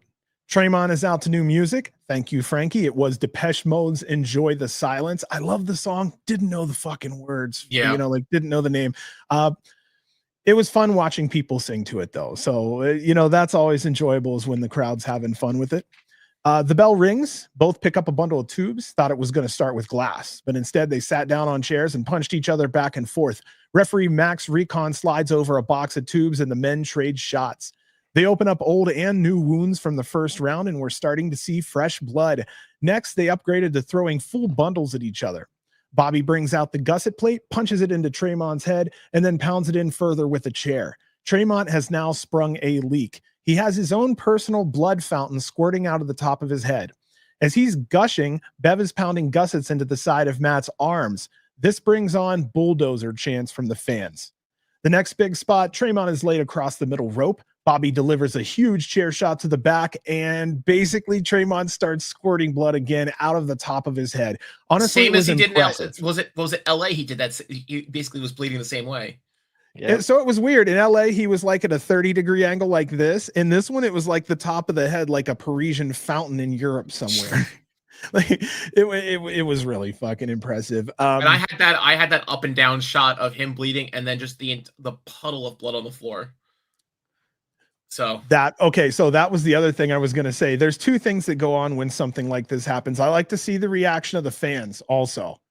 And then I like to see what happens, then the reaction of the fans here, and the look of people's faces was like awe and horror in this one. You know, Matt was beating blood, like bleeding buckets, total GCW moment. Matt came alive. He hulked out. He put Bev's through some doors. Bev jumps back up like it's nothing. I already know that when you jump up on the 1 count, your ass is about to get dropped after you do your little hype move. They're throwing cinder blocks at each other. We had like 3 or 4 different up at ones. Yeah. Yeah. And I'm like, I'm here for that. I'm here for those 1 counts. Like, I love those. Same. Well, Tremont closed this one out with a huge Death Valley driver covered for 3. Going into the finals, we're going to have here Matt Tremont versus Otis Cogar. This match here was short, 8 minutes and 45 seconds. What's your thoughts here? Didn't need to go any longer. It was, you know, in, out. It was perfect. That's especially, like I said, directing traffic for the finals. Like, it didn't need to go any longer than that. Same. Like I said earlier, I don't expect semifinals or finals to go long. So that was everything I needed to see. Bev, once again, looked awesome. Tremont squirting the blood out, so just becoming an awesome sight to see now. Evolution in his head wound. But yeah, once again, I was happy to see Tremont advance to the finals, and Tremont Otis, I was really looking forward to. And in this match, more than the quarterfinals in the first round, Matt really shows how much of an old school promo he is. Like, he is very much an old soul in wrestling, because he keeps, like, you know, his facial reactions. He shakes off punches like he's in a goddamn Scooby-Doo cartoon with the big, you know, jowl type, you know, shake off. Just Dusty Rose in him. Always pulling for the crowd. Like, I need you, AC. Every time he screams that, like, watch the show back and take a drink every time he says something like that. Like, just screaming for the crowd support. He plays the Hulk Hogan so well like that. Yeah, he was doing very good crowd work, I think, and finding the camera for those facial reactions and the blood. Like, yeah, he was like a professional for sure. And then he pulls out. They had 2 cinder blocks, and they did the same cinder block, you know, car crash bit, and then of course we go into this post-match promo. And I was going to say, Matt is a fantastic promo. Grabs the mic, hypes the finals, and asks for the mat to be covered in cinder blocks. The crowd blows the roof off the terminal here. At least that's what it came across on TV. I'm guessing, to hear such a stip. To hear such a step that soon in front of a match, I'm like, oh shit, we're getting concrete hell as a final. Like, we're talking to someone who had just done concrete canvas, like, less than a couple months ago at his own company. So, like, we know what kind of violence can come from that match, especially from him. So yeah, I was happy to see that little what's it called, match announcement at the end too, because it's something not new, but different that we haven't seen in a while. And I think All Night, the House of Horrors was another example of that. And as you said, the terracotta plates, like we saw a lot of new, maybe not new, but stuff we haven't seen in a while being brought back and implemented in new and different ways. And I was happy to see it all. Terracotta Taipei is the one I'm waiting for. I think that like we need like I've talked to a couple people that was Bev. People hate on the Taipei stipulation because it kind of limits your, you know, what kind of moves you're going to be doing in a match like that, because it kind of exposes people, because a lot of people can't strike real good. And like the entire match is, hey, we're going to do strikes only. But just terracotta in general, I think we need to see more of that. But I don't want to take that away from that being Bev's, you know, gimmick match. So same. So then I'll run into this next spot here. Jeff Cannonball's announced by Emil. He comes out, gets ready to speak, and Blake Christian then has arrived. He takes Jeff's microphone out of his hands. I don't care who knows. Good to see Blake in a GCW ring. Fuck you, Blake comes from the crowd. They're not as happy. Fans didn't forget who Blake was. Blake said he's back. He's got a lot of confidence in him, and that's at least what I'm reading. He called Jeff a vegetable, told Jeff it must be hard to hold his kid. Tony Deppen comes in from behind. He stands up for Jeff. Both go toe-to-toe. Deppen eventually beats him out of the ring. In a bluey shirt. In a fucking bluey shirt. Tony beats the piss out of Blake Christian. Jeff gets in his offense by hitting Blake with his chair. That was a fun spot. Deppen and Jeff leave behind the curtain together. Jeff is noticeably emotional. People have been rough on this segment. I was told this segment was Jeff's idea. He has a sick sense of humor. Step back from this and also look from above, fans. He was part of a storyline tonight in the show. He put work in. The guy got another night on the job. Sadly, life isn't always fair. Jeff is one of the good guys. We love you, Cannonball. Just wanted to say that. Yeah. Go ahead, Frank. You go first. I was going to say, out of the two, you know, these two promos that were just kind of like, you know, filling air while everybody was prepping for matches, I think that this was the more necessary of the two promos. I think that this one needed to be done more than the Richard Holliday come out screaming at everybody, this is a dog shit town, blah, blah, blah. This is my last match is coming up. I don't think that was as necessary tonight to fill space than the Cannonball one was. So I will kind of counteract that. I love this one way more than I love the Holiday one, first and foremost, and I will talk about that here afterwards. But I think this one was made or not as needed because it didn't really further a match other than what it did for Jeff in like the Deathmatch Hall of Fame afterwards. That was like good to kind of push that and announce that. But I think at least Holiday announced the match, at least it coming up for it. So I think a necessity, I would give it a Holiday, but I love this whole Blake thing because you touched upon it earlier. It was that match with Tony Deppen in AC that caused the whole Blake Christian heel turn in the first place. So having him come out to cut that promo and on Tony Deppen's best friend, we had Tony Deppen on a couple weeks ago, and like, yeah, we know kind of what he's kind of going near the end of his full-time run coming up in this year. Maybe this is further in a match between those two, but for me, I love this whole thing because Blake, just as John said, you said he was comfortable promo wise. That was brutal. That was one of the brutalest promos. I was like, my jaw was on the floor. I can't believe he said near what he said, but I think it fit perfectly because of Tony Deppen if it leads to a match and in where it was for Blake Christian in AC. I thought it was great for him for heel. Yeah, if you want heel heat on someone, exactly. If you want heel heat on someone, that's how you fucking do it. Like, exactly. My jaw was on the floor. I'm rooting for Tony Deppen to get his hands on Blake Christian. We have to see that match. I was kind of hoping it would lead into the next night at COS, maybe some match thrown in there, but I guess COS was full as it was. But I want to see if that match happens. I wanted to see happen in AC again to have the AC crowd backing Tony Deppen this round, full on going into that match. And I liked it. I enjoyed it, but man, that was brutal promo, bro. Someone put up here real quick, Blake's entrance music was playing in the AC Irish pub when I was sitting there getting drunk before TOS. I was laughing my balls off, and then he shows off a couple hours later. I'm not making that up. Let's see. I've got it Here. here. Oh, there's a good Yeah. one. Tony a couple weeks ago saying he doesn't want to be a good guy, and boom, next night we see him, he's gonna instantly a good guy right away. That sounds like something I Brett loved it, did. though.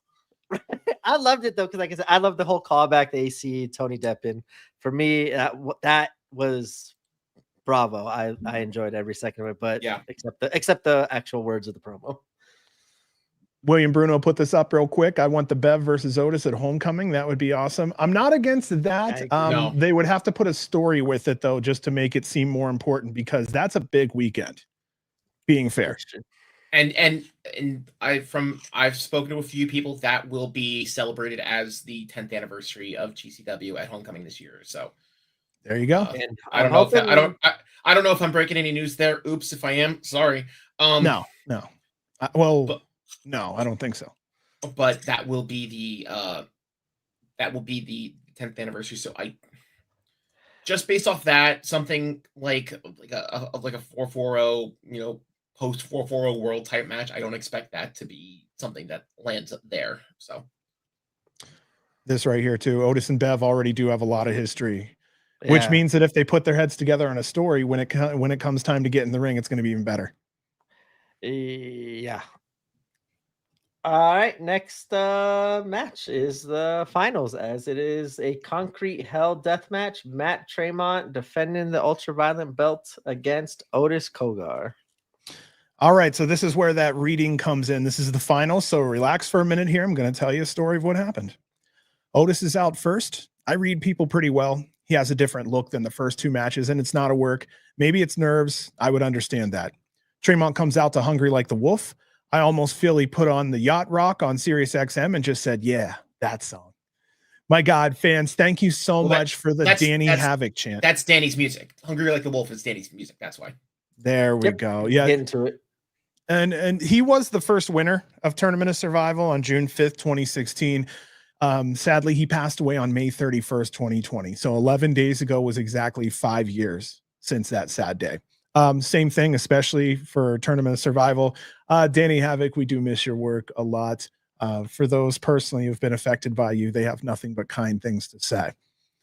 Tremont here is the obvious fan favorite. Fans chant "Fuck Ohio." Matt was announcing as hailing from Atlantic City, New Jersey. As Emil's announcing him, you can see him scanning the crowd, taking it all in. I love GPW doing the close-up on his face. It makes it feel more important. This is his fourth Tournament of Survival. I love how Emil banged out all the accolades. That's my thing. It made him sound more important. The match begins, and you can see the mat weighed down towards the center. Light tube battle starts it off. Tremont is the first one to get slammed onto the concrete. Otis is taking thumbtack baseball bats and bashing those tacks into Matt's head and arms. Otis takes his straight razor out and starts picking staples out of Matt's head and arms. He grabs another bat, hits him again. Otis is picking apart Matt methodically at this point. But then those Matt bats looked so good. Didn't they? Again, that was such a good spot. Same thing. Fan created, you think? No, those were in-house weapons. I think the only out of house weapons were probably just the shipment of tubes and Grimm's boards. I think those were the only things that were out of house. If someone on crew could correct me, that would be great. But hell yeah. Well, then Matt eventually gets the upper hand here. Otis takes a slam on the concrete. He learned it doesn't feel good. Matt is punishing Otis with a barbed wire baseball bat to the head. They both felt like two big men slugging it out old-fashioned style. Otis started stacking blocks while Matt was recovering from the previous shots. Matt hits Otis, then he starts stacking blocks. I keep thinking they're going to play Jenga. Matt was getting cinder blocks broken across his back. The stacking of the blocks is almost its own subject in this match. Otis superplexes Tremont onto the cement blocks, covers, and only gets two. Christian Napier runs into the ring. He had issue with a baton. He picked up a barbed wire baseball bat and hit Tremont in the stomach. Good job. Quick thinking, Christian. This was the interference we were expecting. I would have loved to have seen Otis look at Napier and say, thanks, I got this, and wave him off. It would have spoken volumes for Otis. It would have also shown Otis is self-sufficient and capable of making it to the finals on his own. On the other side, I like Napier's hoodie. It's an interesting choice as he's in all white. Then comes Atticus. They're stomping out Tremont. Does Matt have any friends, I'm wondering? Fans are chanting MDK. I was really surprised by that one. Joey Janela then enters the ring, and Atticus sort of leaves through the opposite side. Janela throws Napier through 2 doors covered in barbed wire and light tubes. Tremont comes off the top with a big splash on Otis. Matt is slammed with a Uranagi on the stack of bricks. Fans are starting to chant, ha, ha, and that turns into a fuck you Otis chant. Matt puts light tubes on top of the stack of blocks and then slams Otis on top. He covers for 3. Our winner of Tournament of Survival X and still the GCW Ultra Violent Champion, Matt Tremont. Congratulations, Matt. I'm so glad we got fuck Ohio chants back. It's been a minute since we've had those in AC, and it's like, oh, we're back to the old days. It's great. I disagree. I hate those chants. Okay. 19 and a half minutes match, guys. What do you guys think of this finals? It delivered in exactly what you wanted it to be. Matt was selling water to fish, like always in big tournament finals like that. Great way to put it. Like you can't say no to him. He's just such an easy face in those situations. Some of the spots were just too painful to watch. I felt that they were fucking around with building the stacks of concrete bricks a little bit too much, but that's a personal take.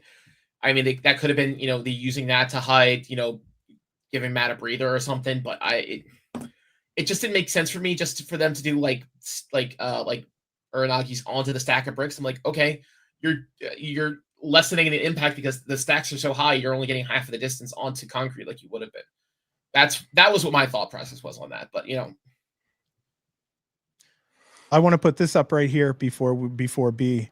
It was interesting seeing Alice wearing the Vandal 48 colors. My question is Alice I thought when we saw Atticus promo with the lady who had the long hair who was dancing to Janela's music before the match in that promo, I was thinking maybe that's Alice. I thought that's our fourth member. I thought that was just Atticus in his Joey costume doing that shit. That's what I thought that was. The Cogars are thinkers, they can sneak shit in. I wonder if that's their fourth. Maybe. It's wrestling. It could always be, and it couldn't always be. You never know. Yeah, right. So I'm going to just go back to this real quick. You know what? I won't. I want to make sure we finish off this before we move in, because the next little part is just a wrap up. So is there anything else on this match, thoughts wise? I was going to say, I was happy to see Tremont win. I could have done without the interference, in my opinion. I agree. If you're going to have Otis wave him off, I like that idea, but I just wouldn't have done it at all. I would have just kept Otis looking like a strong monster. And if he lost, but he went out in a war against Tremont, and he's right up there to go against the title. But I enjoyed Otis. Definitely stepped up and delivered in this whole night, and I'm happy to see where he goes moving forward here.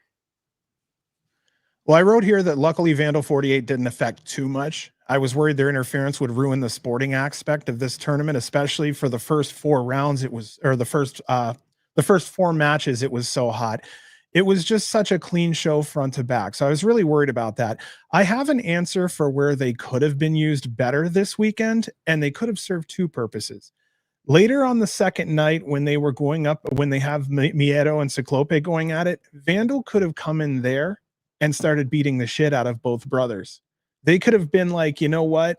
I need to be on my brother's side, or we're getting fucked up. Maybe even they start like punishing Ciclope in front of Miedo, and Miedo's like, fuck this, we're brothers. And they start fighting. Yeah. At that point, 2 birds with 1 stone. Vandal got over on their side, and Macizos got back together. You just do that all in one moment. And there is one interference over the weekend where Vandal could have gotten their shit in without interrupting anything major. However, again, it didn't really affect too much here. It was more just like a little side story. But it could have been more. Luckily, it's not. I'm just thinking, basically, we were worried about Vandal being too much in the middle of things. And here we are with them adding just a little spice without interrupting too much. So it's almost like this is what we were talking about a week or 2 ago with them, and what our concerns were, that they'd be overbearing. So they weren't overbearing here. I'll give them that much. No, I'll definitely say it's not what we wanted it, but I mean, like, it's not the worst case scenario that it landed how it landed, Yeah. They didn't help Otis win the first 2 matches, so like, I'm nope. cool. Yeah, like I said, it came in and kind of led to the next night. Whatever. I don't think it was needed to even further anything of Joey Janela and Vandal 48 for the next night, but like you said, it didn't affect it at all. So, and Jacob, it's not. I don't hate the storylines. I just didn't like the interference. I hate interferences in tournaments. Yeah. That's what I hate, unless it's storyline related. But like even in this one, I didn't like. I don't know. Maybe in deathmatch tournaments, the only storyline is Otis becoming his own man. That's the only storyline that you could develop there, and even then, they are pushing this where a family thing. So I mean, it makes sense that there was at least a little bit of interference. But like I said, we would have all rather it be a pure tournament. But the amount that they were in there, I'm not losing sleep over it. That's the best way to put it. Same. So. Well, the average match time on the show was a touch under 13 minutes long. The 2 semifinal rounds were short in time. The Cogar Murdoch match was a touch over 7:17. Tremont and Bev was 8:45. There were no extra matches outside the tournament's 7 matches necessary, which was smart as the time on this show was already running 3.5 hours long. I felt like there was a noticeable lull that happened with the crowd after the round 1 matches finished up and the semifinals began. Murdoch's injury put a damper on his semifinals match. It was the first one that wasn't a banger. Not his fault, as that injuries happen when playing with glass. If Murdoch gets injured, anyone can get injured. There was one other thing that brought down the room that night. The Cannonball segment was a little rough. As a dad with, it's hard to see a young child with their situation. My takeaways: Danger's huge with fans. Dr. Redacted is the fan favorite by far. Otis is billed as a true threat. Bev and Daiju delivered. Shotzi Blackheart deathmatch debut. Holliday leaving GCW. Vandal 48 making an appearance. And finally, Matt Tremont getting that TOS win finally notched in his belt. That is what went on just on one show that past weekend. So that's why I'm saying very busy. We haven't even added up the second show's stuff yet, but that was just the first one. There's so much to chew on here, and it's a lot more fun to talk about. Anything else on this one? Because that's the last I have written for this specific show. No, it's like I'm remembering how exhausted I was at the end of the show just talking about this show. Just like it's a lot to take in. So. Yeah, I'm just happy to see where deathmatch is going to move on from here in GCW. I'm excited to see what comes next with the title scene. Well, then the last thing I'll mention here real quick is just that after TOS at 10 p.m., the GCW Deathmatch Hall of Fame kicked off. Our inductees were Too Tough Tony, the team of Mean and Hard, Mean Mitch Page and Rollin' Hard, and Scrawny Shawnee, and finally, Jeff Cannonball were inducted. If you had a chance to see it, it's a tearjerker, honestly. If you appreciate the business and what others have done for it, I would say it would just be worth watching because it gives you a better understanding of what the young guys are doing now and what time does to them and what memories fade away over time. So what I'm saying is enjoy these people while you can, because one day Mr. Danger may be standing up there 25 years from now, an older man, barely able to move, going, thank you so much for the memories, guys. Like, I remember, like Tony specifically says, like, I remember like watching all this stuff when I was just coming in. I'm like, and now we're the old guys reminiscing about the old days. I'm like, that's Tony. That's not, it's not Zandig. It's Deppen, Yeah. Wild. Anything about the Deathmatch Hall of Fame? Or are you good, B? I'll be honest, I didn't watch it. My bad. That's okay. I just kind of saw clips on it. I didn't watch it though. Yeah, I actually just saw it was on Triller. I'm like, oh shit, I didn't even know it was on Triller until just now. My favorite little spot was where Too Tough Tony was looking for words for a minute, and he just went, "I'm not gonna lie, I'm fucked up right now." Nice. So do you guys want to just take a quick break for a minute before we start into the next one for just a moment? Only because I do need to take a quick break. We're about to hit the second half of the show here, and it's been let's run that intro timer one more time when everybody can go get a drink and a smoke real quick. So you guys cool with that? We're gonna do 3 minutes. Everybody just break for a second. Come on back. We're gonna take a breath and head into round 2. We'll be back in 3 minutes. Thank y'all. You know what? A 3-minute break is kind of nice. It really is. It's nice to just do a mental reset. We've been so used to doing these 4-hour marathons. Like, oh, I actually got up. I was able to actually get up and get a drink. It was nice. I didn't pee myself tonight. All right. Well, welcome Um, everybody back. We're hitting it again here. Let's see. This should be Microman's intro music. No, no, no, no, no. Okay. Okay, the music was Let's look probably here. not the best choice, but you find royalty-free music that fits GCW, and then we'll talk. Everyone has our Twitters. We'll take the videos. That's right. All right. So what do you say? We ready to rock and roll? All right, GCW's Cage of Survival 4 from the terminal at the Showboat in Atlantic City, New Jersey. And now we're on to Sunday show. This was not your typical sleepy Sunday afternoon show. Frank, can you speak more on the difference between this past Sunday and how Sundays can sometimes be at the Showboat? Yeah, Sundays are hit or miss. Sundays can either be really good, like usually Saturday shows in Atlantic City are always the big set piece death matches or multi-mans or whatever. And and Sunday tends to be a little bit slower, a little bit more technical, a little bit, your mat classics type stuff. And it's people just don't get excited just because they're all partied out from, doing what have you until 5 o'clock, 8 o'clock in the morning, Saturday and Sunday morning. So it's a little bit of a sleepier day, but I was so happy about how on the ball everybody was for Sunday. And it that definitely helped with the show. How good the show was by itself, the crowd being that hyped for a Sunday show just made it that much better. Well, then on a scale of 1 to 10, I mentioned this earlier, fans voted on how successful Cage of Survival 4 was. Again, 77% of the fan base voted it as excellent, either a 9 or a 10 out of 10.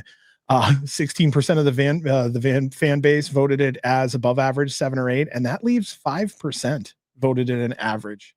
So, I mean, I think everybody's kind of with you here on this one, Frank, that this might have been really the showcase night magically between the two. Yeah. Unbelievable. Definitely. I enjoyed the hype video from TOS being shown at the beginning of the show. Great job by Ivan for having a full hype video made within 1 day, fully edited. That video was followed by the Los Macizos hype video that focused on everything they've done together up until the breakup. Man, that shit hurt. Full grown man shit. B, you're with me, right? Yes, that's what I was talking about earlier. Like what I was feeling from Daiju, like kind of like how I first felt Miedo and Ciclope at first seeing them and kind of just first watching them in GCW, their love for GCW, and then seeing their tag run and how literally that was a great promo of their whole tag run in GCW and everything.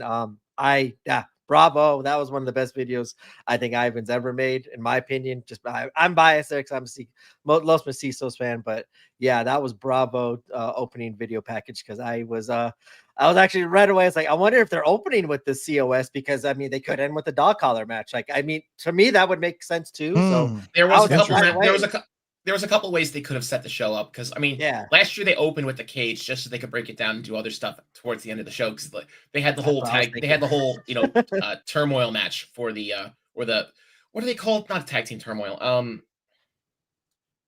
What when they did the championship, the gauntlet Scramble? match. Gauntlet. Okay. At the end, so it was. They could have gone like 5 different ways with how to set up that card, but I mean, they just set it up with the cage last, which probably makes the most sense this year.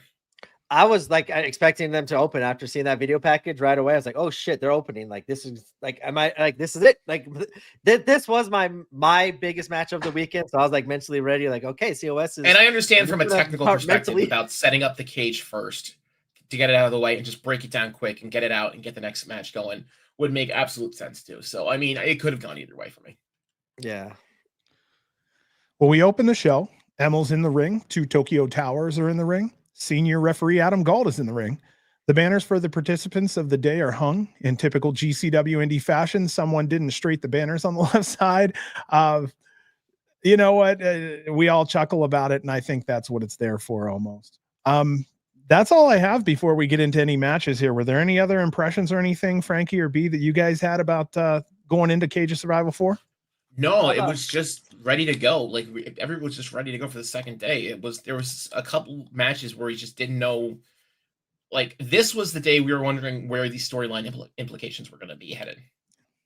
Yeah. And we were just excited to ride it out and see what happens. So. And I'm glad you brought out the banners because I swear to God, I just now noticed the banners for the first time for either show. Like that's actually cool, and I didn't even notice it at all. Yeah, the banners are always there for Atlantic Yeah, I know City, they're always there. I just never like on this show. Like I specifically didn't even look and notice it until now. Like, yeah, I got to get that COS one for Ciclope and Miedo. Hey B, just going back into history for a minute. You remember when we were asking for banners before they come up?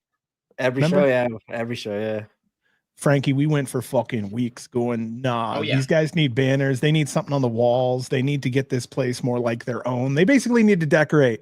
Just put some decorations. That's what I'm like saying. Like it fit right in where I didn't even notice I was like a new thing to even look out for. It just kind of fit right in. And it's not saying like they were bad. They were so bad I didn't notice. They just fit right in. And like Terminal now does feel more like a home where I'm not looking for ways to make it feel like a home. It does feel like an actually. And filling out the crowd really helps. Like having that larger crowd just makes it look not like, there's 15 people in the middle of this giant ass convention center. It's like the crowd helps. It's as much as people want to say, oh, it doesn't matter, as long as the people that are there are having a good having just that massive humanity all on the same emotional level, it really helps elevate the product.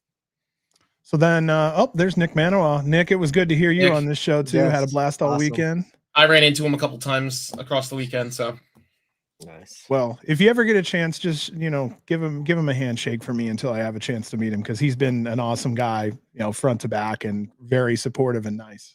And we do the same in advance too. We're good, big fans of Nick's work. Yes, absolutely. All right, so that leads us into the opening match, as it was a death match, as Slade goes against a debuting, if I'm right, Bear Bronson in GCW. That's it right here. Kyle said it the best. Bear fucking Bronson. Okay, so we have Slade versus a debuting Bear Bronson in his first death match.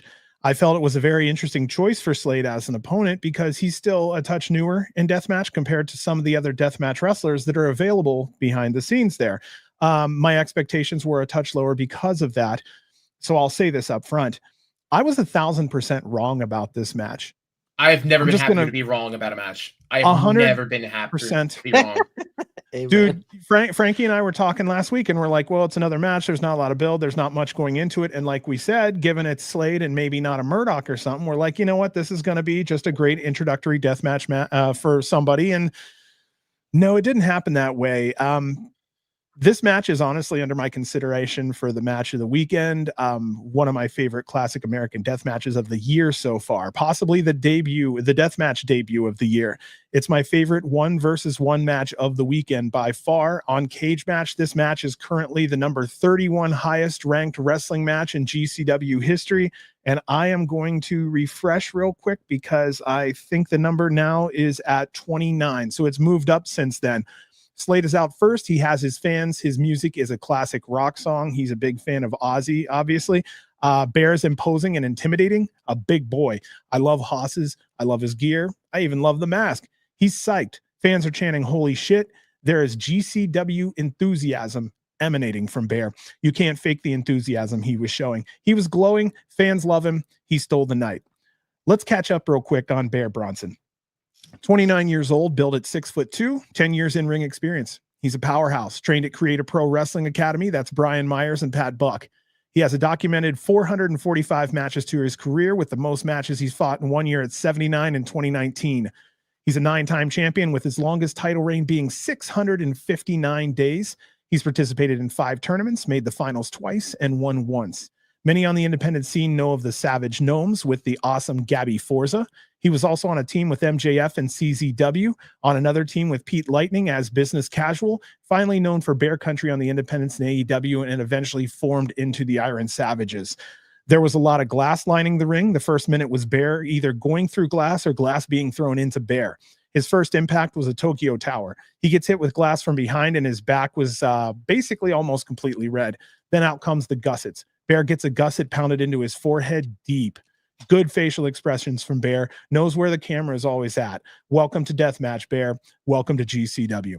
Bear gets on offense. He's got adrenaline flowing. You can see a mental block coming off of him, and he's now free from it. He couldn't hide his emotions. You could just see him kind of explode in the ring during this time. Half of his face is turned red. He bashes Slade with a tube bundle so hard it immediately turned to dust. GCW fans elicited from the crowd. He's yelling towards the fans, and they're eating it up. Slade gets hit with a light tube bat, then gets put through a door covered in gussets. He now has a head that's covered in blood so much it looks like he was dipped in red paint. He's pulling blood on the floor, blood flying off of both men as they trade punches. Both men clothesline each other and they go down. Fans jump to their feet. GCW chants, "This is awesome" chants. Both sit up and literally laugh at each other. It's clicking that they have something special. It kind of makes me feel something like The Undertaker and Kane when they both kind of laugh. Oh, no, I'm sorry. Undertaker and, Brock when they kind of sat up and laughed at each other. Both go outside the ring. Bear pounds a gusset plate into Slade's head. Emil's smiling through his teeth from watching this match. Slade grabs a walker with a chair, light tubes, and barbed wire on it, slams it into Bear. He recovers, and Bear delivers some heavy chair shots. Both fight into the crowd and towards the lift. Blood is all over the camera lens. Two tables are brought in from the scissor lift. Two tables are brought in front of the scissor lift. Then they lay on a board. Bear puts a cherry on top with a light tube bundle. Both go on the scissor lift. They go up about 9 or 10 feet. Bear puts Slade on his shoulders. You look carefully, they come off the scissor lift like Zandig and Janela came off the roof. They both crash onto the tables below. Bear's entire body is stained red. Some of the blood had time to dry. Our finish here, out come a box of light tubes. Slade keeps bashing tubes over Bear's head, and he's eating them like it's lunch. He says, "Fuck you, Slade." The crowd erupts again. Slade grabs a bundle, throws it at Bear's head, and it explodes. He goes for the cover. Bear kicks out at 1. Slade choke slams Bear into a box of tube and covers for 3. Our winner in this one was Slade. I read lips. I'm just letting you know it was personal, Dan. He actually said, Bear said, "I love you. Thank you so much," to Slade. I'll stop right there. Frankie, I'm going to go first here because I absolutely want to hear Please. your thoughts on. I want to hear firsthand perspective on this because that's all. Obviously, that's what's kind of shown throughout this match. Same thing, John. I'll be transparent here as well. I didn't know much about Bear Bronson, even after seeing a lot of his tag matches with Iron Savages in Ring of Honor. But damn, what an impression he made. And this is another move that makes me kind of question. Like we've seen it with now Fuego.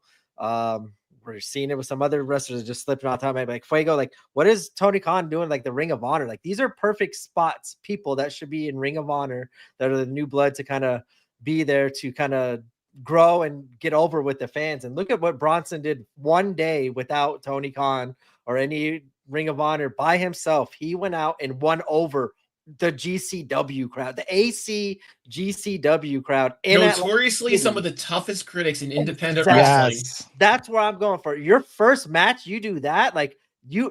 I'm sorry.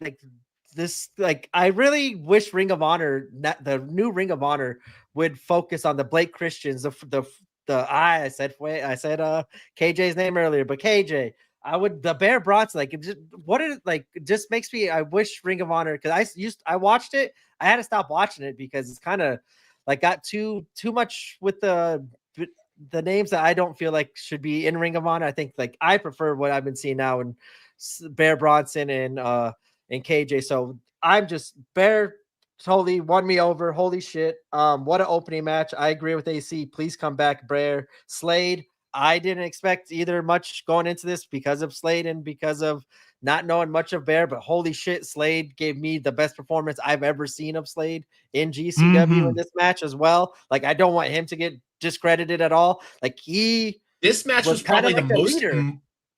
Oh, sorry. I was gonna say he's kind of like the leader in this match with the most deathmatch experience, and he kind of had to be the ring general in this match. And for him to go through Bear Bronson through this match, protect him, and get over and win the crowd over with everything. Bravo to Slade as well for helping out with this match. Yes. Bear Bronson, you went in 100% and gave us 200%. Like, Slade, you absolutely killed it as well. Like, I don't want to discredit Slade at all because I know sometimes last couple matches maybe we've been kind of like, what the hell was that with Slade? And like, oh, he's not like the ringmaster. We just want to see a brawl and go at it. But give me this kind of Slade too. Bravo, both of them, man. This was probably the most emotion we've seen out of Slade ever. Yeah. Yeah. By far.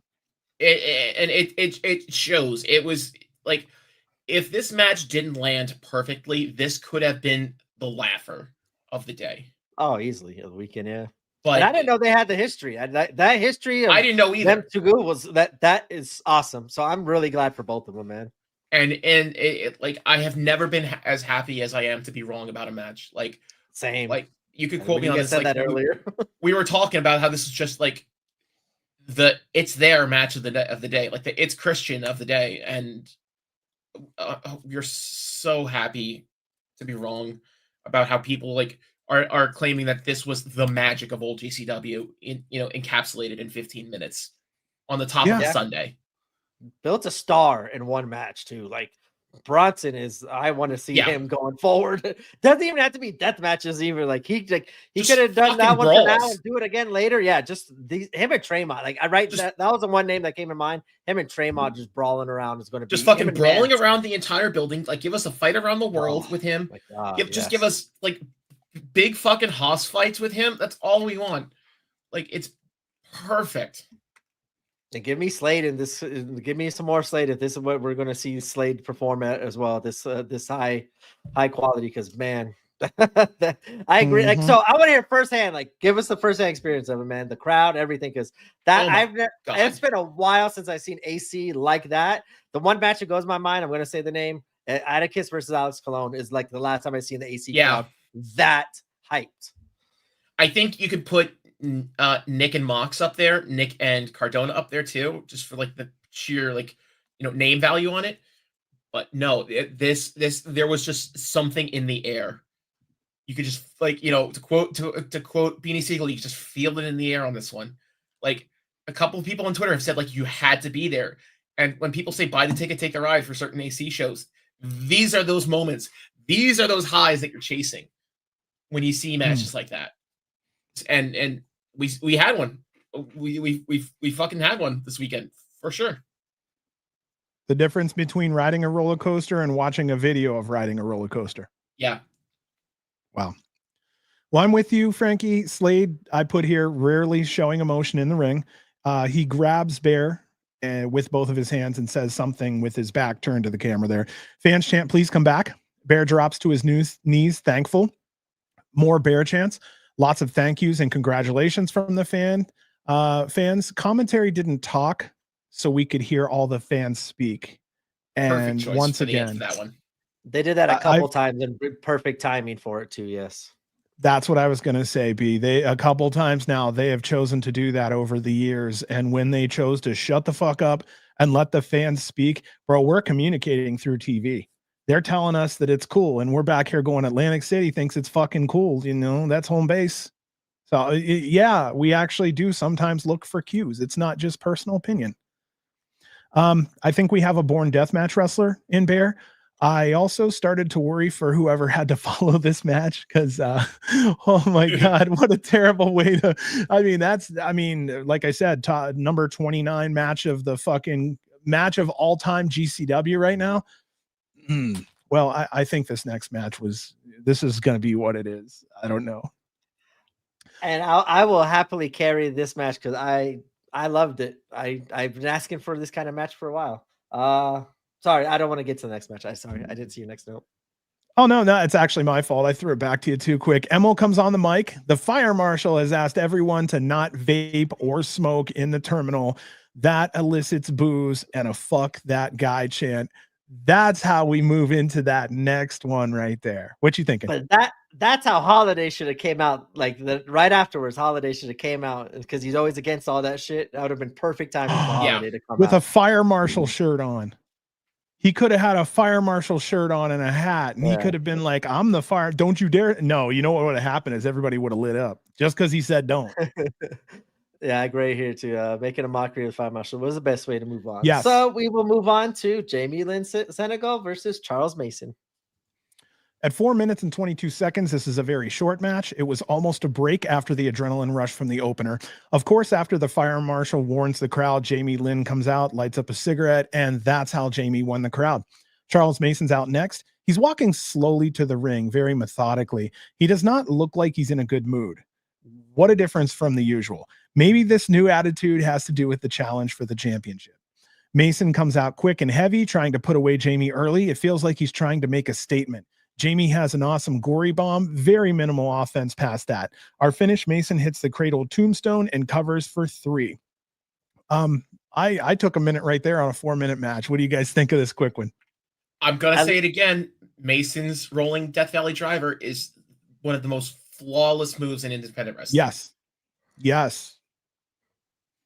No argument. Yeah, I was just going to say, I loved it just because I've been asking for squashes. I've been asking for a squash match in Independence for a while. And I think in the last couple months, I've been asking for it too. Like if it makes sense. And this one made sense to kind of, for like after that first match and everything that went on with it, to kind of quickly go get the next match kind of over and get the heat back on Mason, I thought was really smart. And I enjoyed it because it does further this title along, and I want to see now that he won the House of Glory title. Congratulations on that. I'm wondering if he's kind of on a title keeper run, and he's going to now continue that with Effie in New York. So this is something that needs to be brought up. Jamie legally can smoke as a performer. Very much true. There's even comedians that write smoking into their acts so that they can do it on stage while they do their act. I'm trying to think of the name of the gentleman offhand. Doug Stanhope is one of them that he wrote cigarette smoking.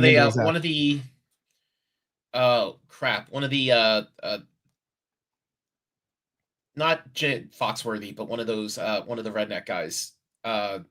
Yeah, he does it too. Ron something. Oh, yeah, I know Ron White. Ron White, yeah, he does it too. He always has the decanter of whiskey and like just chews through 4 cigars each show. So yeah. Yeah, that's how he circumvents. Oh, he got muted. He got hit with the mute. Yeah. I survive. I win again. That's true. That's true. No, real fast. I wanted to go back to this because this is why I love the squash and why I think this in this situation was kind of used perfectly, because like, yeah, he just committed murder, and I'm on like, as someone, as you said, I think in your notes, like he doesn't look as happy as before. He looks more focused. And I think as he's kind of, his character is kind of going on with these videos, he's more not worrying about the crowd and making, not that he ever did make other people happy, but like he's now focusing on the gold and anything else. Like, and I was so happy to see this because I think this just adds more to his lethalness against Effie. And I wouldn't even mind seeing another squash match, like kind of him to keep sending their message or keep on gaining momentum towards Effie. Yeah. Can you pull Noter's comment back up? I believe she has been in Atlantic City before, and I think her being as I'm going to say anonymous as she was in this match kind of protects her in the long run. I mean, like, yes, people have known who she is, but like she wasn't the focus of the attack. She was just happened to be the person in front of Mason taking the brunt of that beating. That was the lead up to the match in Coney next month. So I don't think that's as much of an issue as James is making it out to be here. It was Jamie's first time in Atlantic City. It was. Okay. Yes. 8th appearance overall. Okay. So forgive me on that, but like I think my point still stands that like absolutely who she was doesn't matter, because the people that did know who she was are happy to see her in Atlantic City, and the people who don't know her as much is like, okay, she's just, you know, the person that's taking this beating from Mason right now. And I think she has a little bit more sympathy if she comes back to Atlantic City next month or whatever the next time she does come through. Well, I'll go from the Mason fan speaking perspective. Given his status with the company, his storyline championship challenge with Effie, and his popularity, I kind of expected a bigger matchup for him here, as I felt he's earned that. I was surprised a little, as this was a very big show for Jamie to be on. Mason starts choking Jamie Lynn, and out comes Effie for the save. Mason then leaves the ring. Effie says he's dealt with Charles many times. Charles says he don't care about Effie. He wants the belt. He says this over and over. Effie says they'll see each other at Coney Island on July 19th in Mason's hometown. Yeah, I'm excited for it. I hope I'm just glad to see, like I said, this squash made perfect sense, and I'm hoping Mason but this goes, Effie's still got Mason. He's got, we'll get to it later, Atticus, KJ on him. Like, He's got a lot of opportunities to lose it, and each one seems viable. So I'm interested to see if it even makes it to whoever has the third belt or third opportunity to get it.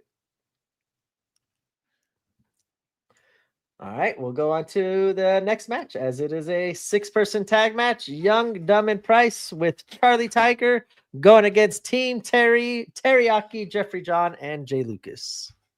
Speaking of Nick Manawa earlier in chat, Nick Manawa jumps in on commentary for this match. Like I had my notes, happy to hear. Team Terry out first, very good vibe. Surprised they aren't booked as top team with Jeffrey Dom. Jay Lewis is from New Orleans, Teriyaki from Chicago, Jeffrey John from Columbus, Young, Dumb, and Price out next with Charlie Tiger. Welcome back, Charlie. Last seen on January 19th during the kickoff rumble that happened at the Hammerstein Ballroom. Young, Dumb, and Broke with Charlie is a very hype team. Fans are ready to come back alive after that second match was a little bit more of a business-only kind of thing. Jeffrey John was throwing off the team a little when he blind tagged himself in. Jeffrey was in total heel mode. A very fast-paced, busy, and physical matchup. No way to make real detailed notes here, as there was 6 bodies flying around everywhere.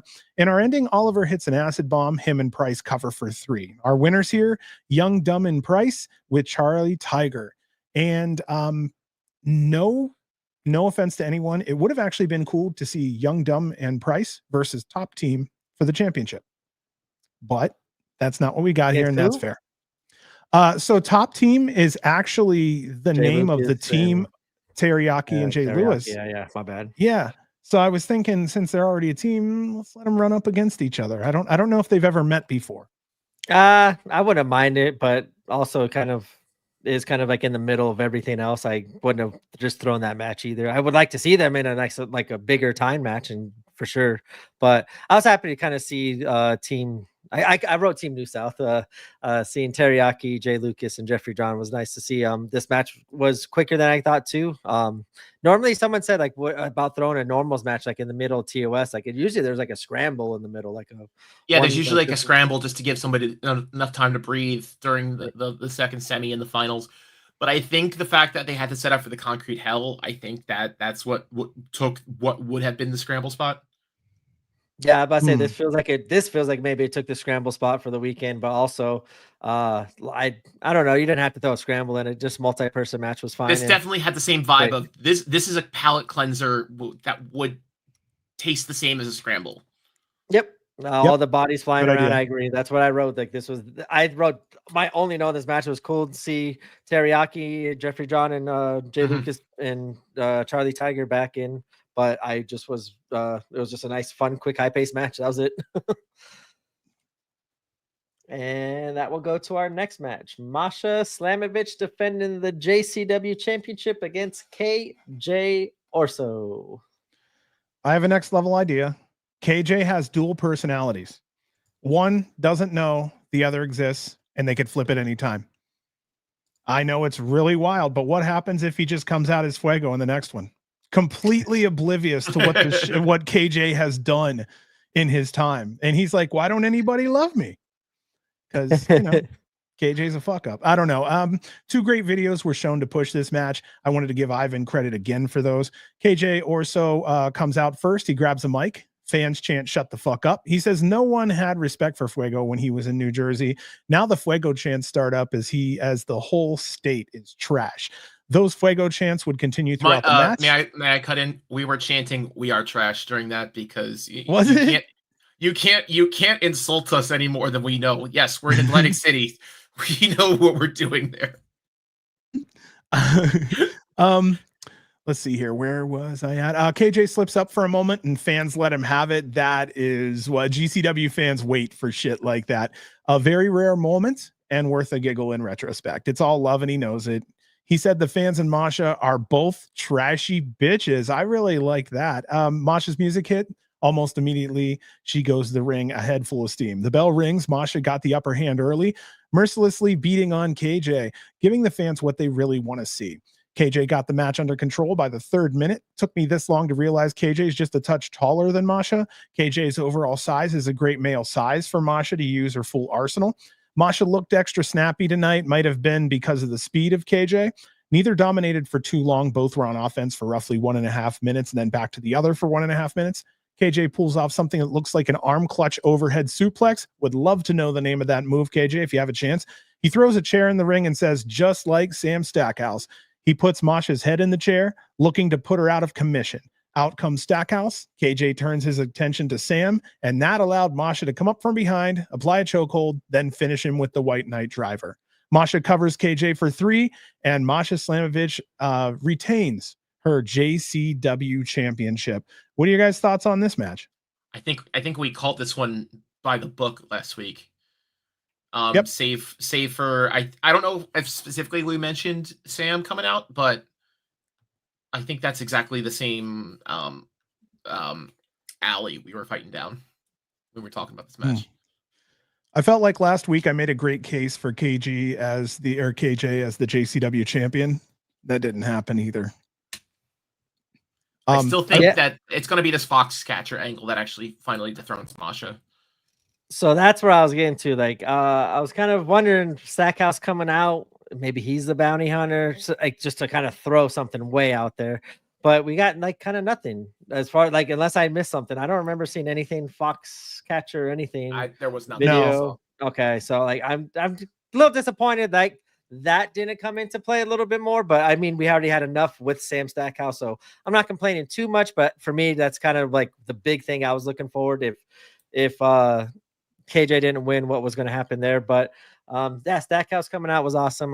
I listened last week, you guys calling that. I was praying and hoping that would happen, and seeing what's her name's face, Scarlett Donovan's face when Stackhouse music hit, like looking at KJ like, oh shit, he's here. Like that was awesome. And good to see Stackhouse get the pop he did too. And Stackhouse finally getting his revenge on KJ was awesome to see.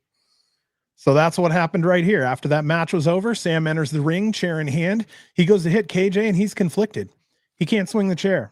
During that weak moment, KJ then attacks. Sam ate about 10 plus punches to the head, and that's when Sam said he's had enough, and he hit a pile driver. That's the last one. That's the same one he hit in LA that just popped like crazy. KJ is completely out, but Sam can't bring himself to willingly hurt KJ at all. He leaves the ring, and that's the end of that. What we're seeing here is Sam gives a shit. He's all heart, and he's just having to deal with an asshole of a friend right now. I also wrote in my notes here, KJ and Masha work well enough together that I could see a best of 3 series. KJ could fill in that creativity needed to make the whole thing happen. That's what I have there. I will kind of go along here real fast with some of these comments. The JCW show on Thursday. Hopefully I'll we be will there. get. I'll be there screaming internally about going to my 3rd show in a week. It's good for you. Stackhouse versus KJ at Homecoming would be awesome. I am all for that. Or we could see that. I think they may be able to stretch that out a little bit longer and bring that back to Arizona, because I think most of the story beats for Fuego and Sam have happened in Phoenix. I think their first match was way back when I was in Phoenix at that show, when they were tagging against I think it was Doris and I forget who else. I think it was Doris and someone they were tagging against. Charlie, right? Someone in this chat's going to correct me on that. And then they had their first big angle on this was Chris Bay. Sorry. Chris Bay. It came and I think one of the bigger story beats happened in Phoenix this year, and I think they could stretch it out till September. I would love to have that be a main event in Phoenix too. I agree that pop, like the fans, like we were there the first show, as you said, Frank. That Stackhouse and Fuego, aka Fuego, that night was one of the biggest pops of that whole night, and that match was awesome. The mask and not fighting the Otis, the Cogar brothers in Phoenix. Yeah, it would make sense. That would be actually awesome to pull it out till September. And I would definitely make my way out there to see this feud end. And that's not unheard of. That's not unheard of for something like this to stretch out for another 2 months. I would rather that the case and rush it at Homecoming, as you said. Like it would just be a Homecoming match. I'd rather it be have a whole random non-Homecoming match be built around a storyline and have a big payoff on it. And Arizona absolutely deserves it, because they've always everybody has not said anything negative about Arizona at all, about the venue, the place, the crowd, everything. It's an A+ city, so it would be fun to see them kind of get a storyline driven main event and kind of a big sideshow, not being in LA or AC. So James wrote this real quick. I just want to put it up there. Anyone going to JCW? Frank will be there. Yes. But yeah, in chat, just hit it up there if you are going there, because James is an awesome guy. If you have a chance, say hi to him. Same thing with Frankie. You see him at the show, punch him in the nuts. He'll love you for it. Yeah. He'll punch you back. So it goes. That's the second time he got hit with the mute. We're tied, bro. Yeah, my bad. All right, we still got a long time to go. And I survive again for another week. Yeah, you got one fuck up ahead of you there. You can do anytime. I've seen this being thrown around, but I've never fully seen an explanation of why people think Blake Christian is the Fox. So, Crow, if you could explain why you think Blake Christian, I would love to hear it, because I don't know. I just feel I would like to see it, but I think he's coming back for the JCW title. I think that's a little below him now, but I'm not seeing. I don't think it's impossible. Foxcatcher also said you took something from me that was very important at one point. So I'm wondering if maybe that was the title. And I had the thought of it being Killer Kelly, but now they're back together in TNA, so I don't think that's going to be it. But is it back together? I thought they just reunited it like 2 weeks ago, I think, in TNA where Killer Kelly came back. So that was my big brain moment, was thinking that Foxcatcher was going to be Killer Kelly. So yep, I agree. I would. That would have been at that time. That was my one too. As soon as we see the promo on Thursday about, if Mako doesn't make get it, I think that's a lot of it's going to come. A lot more information on Foxcatcher is going to happen on Thursday. So Reed says, unless the promos are pointless, it's going to be someone you expect, or not be someone you expect. Sorry, Reed. The Mecca, the heart of America.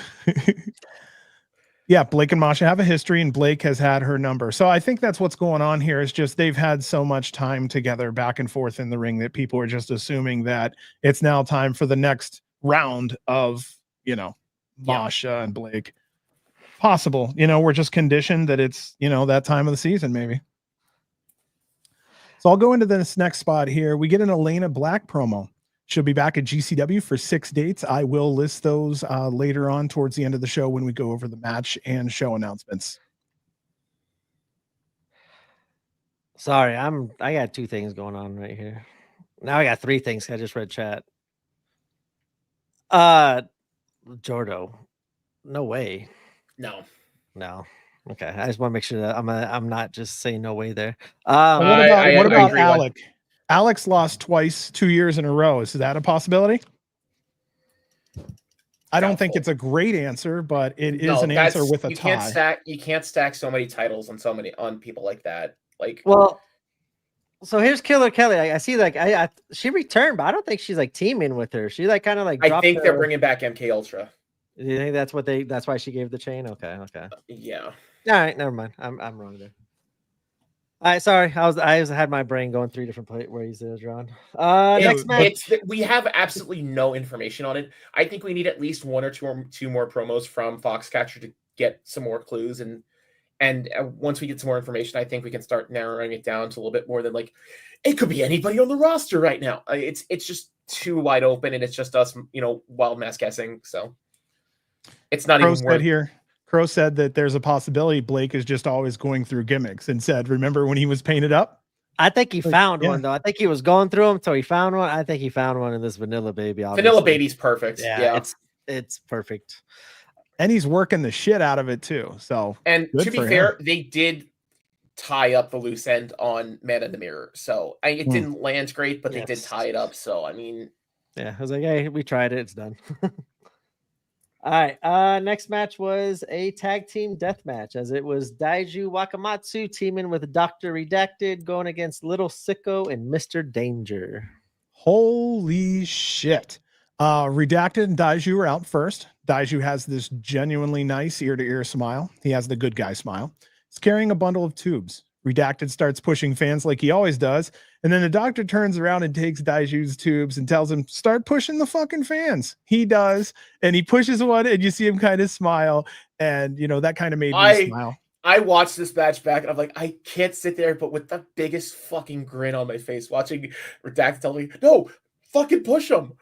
It it warms my heart to see such a dumb bit make me so happy. Like, Yeah. Well, I'll share this only because it's a good thing, but Redacted got a hold of me later and he's like, dude, I love Daiju. We work so well together. and the So fact that he had maybe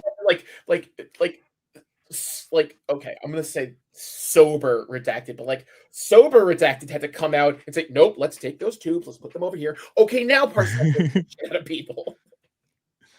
I don't know, man. I see sober versus bloodlust. Those are the two, like, that's the. There's another point right there. Reed's coming from experience. Bounties in wrestling are notoriously not paid out. All right, so Daiju and Redacted are now shoving everyone they can see around the ring. A great split screen by GPW. I'll give this team the name Dr. Daiju. I don't know what else to call him. I've been waiting for this since it was announced. I feel this match will be historically important 10 years from now when they're all older. Sicko and Danger are then out next. Huge pop. Man, it's good to see them at GCW. I'll name this team Little Danger. Welcome, Sicko. He's been a big deal on the independent scene. Danger's taped up on the shoulders and forearms after his House of Horror match against Murdoch the day before. All these guys is the chant that you're hearing from fans. Split screen again as we get double acai moonsaults from Danger and Sicko. They did a great job of syncing all that up. Fighting goes to the outside for minutes. Redacted covered Sicko with a barbed wire board and cannonballed through it. Again, too much action to cover individually. Wakamatsu crushing light tubes into Danger's head with his own head. Redacted drives a door over his head and onto Sicko, then follows by putting him through that door. Redacted brings out a big ladder. Sicko popped a gusset into Redacted's head, followed by a 619. Sicko was on top of the ladder while holding tubes. He hit a fall-away moonsault with those light tubes onto his chest, onto Redacted. Daiju is on a table. Danger hits a springboard 450 off the top rope and threw Daiju and onto the table. If Danger over-rotated more, he would have hit his head on the floor if you go back and watch that. Cool Sicko spot. I think it's called the 21-plex. If you have a chance, check that one out. I heard that too. Also, not the 619, the 619. Oh shit, I like that. I'm a loser. I need to go brush up a little bit on him, I think. I don't know if it's called that, but it sure shit should be. No, it should be. I like that a lot. So our finish here, Dr. Redacted hits a German suplex on Sicko. He busts a bundle over his head, hits him with a trash can in the face, busts multiple light tubes across his head, follows up with a stiff clothesline, and then he covers. Sicko, of course, kicks out at one. Doc now has a box fan plugged in. He throws it into Sicko's face, and now the fan is completely covered in blood. He then hits the Tower of Redacted into the fan. Sicko is stretched with a bundle under his chest. You could literally see right before Daiju comes off the top rope that Sicko is actually rolling the tubes with his chin under his chest. Crazy spot. If it wasn't done right, the tubes would have hit in Sicko's neck. So yeah, Daiju comes off the top rope, slams him into the bundle. They cover for 3. Our winner in this one, Daiju Wakamatsu and Dr. Redacted. I felt like I got everything I wanted in this match. I felt it was a showcase of deathmatch and athleticism, which is a dangerous combination when you can get it. Commentary is putting over Sicko and Redacted. I hope we see more of them. Regardless of the ending, I felt Sicko looked strong, and I feel Dr. Redacted did a hell of a job making sure he got over in the end in that aspect. I was excited about this. 13 minutes, guys. What do you think about this one? B, I'll let you go first because I have I think I have the last word on this one, so I'll let you. All right. Yeah, I wrote this was a crazy fun tag team death match. Fans seem to enjoy all 4. I'm excited, as I was saying kind of earlier, to see all these new faces and kind of all the new creativity and all more creativity in these death matches. And this match was awesome. All 4 delivered. I'm very excited to see who's going to be the one that dethrones Tremont, and just excited to see where the next year's TOS will look like, considering what these 4 did. Emil also had a funny comment on the tubes being stiff warriors because they kept on not breaking throughout the match. That had me dying throughout that night as well. But it was an awesome match.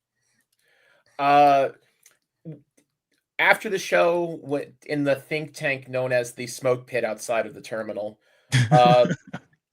we were just putting together like, yo, Danger's crazy and Little Sicko's crazy, and like, and I just blurred out, Hey, the 4th of July is coming up. I'm just saying.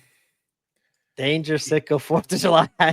Made Fuck yes. Danger Oh, Sicko yeah. at the 4th of July. Yeah. Just ship it. Just Main do it. event It's done. like, because Sicko comes from that world. And Well, hold on. I If can absolutely see him having a ball at like a show like that with all that at his disposal versus something like I say more traditional like the Terminal, but I mean we're splitting hairs at that point. But like versus a true backyard bullshit fuck off show that backyard wrestling is, I can totally see Sicko thriving in that environment. I want to see it backyard wrestling. Mr. Safety versus Big Feel Better. I said a little Sicko. Mr. Safety. I'm in. I am in. Mr. No. That is That's an awesome that's idea, Mo man. Atlas. That's one of the best Mo Atlas ideas is we've Mr. had in a Safety. while. Oh, Mo Atlas is Mr. Savvy. Look, okay, Mr. Danger can't catch a break when it comes to stealing other people's gimmicks. So let's just get that out of the way. I'm looking forward to that Japan trip because he's going to go over there and talk to the original Mr. Danger. I'm hoping there's a little video and photos and stuff. So, us chuds can be put to bed on that situation a little bit. Because I know that's a real big sticking point for people who have time to, do their thing. I get it. But, kid's trying his ass off and I'd never want to be in the way of anyone else's success. All right, that will lead us to the next match, as it was the dog collar match: Atticus Cogar versus Joey Janela. All right, Joey and Atticus have gone back and forth for months now, ever since Atticus came back to GCW. Music plays, someone is coming down the aisle with long pink hair and a black robe. The person takes off the robe, music hits, he's wearing Joey Janela's face and shirt. It's Atticus.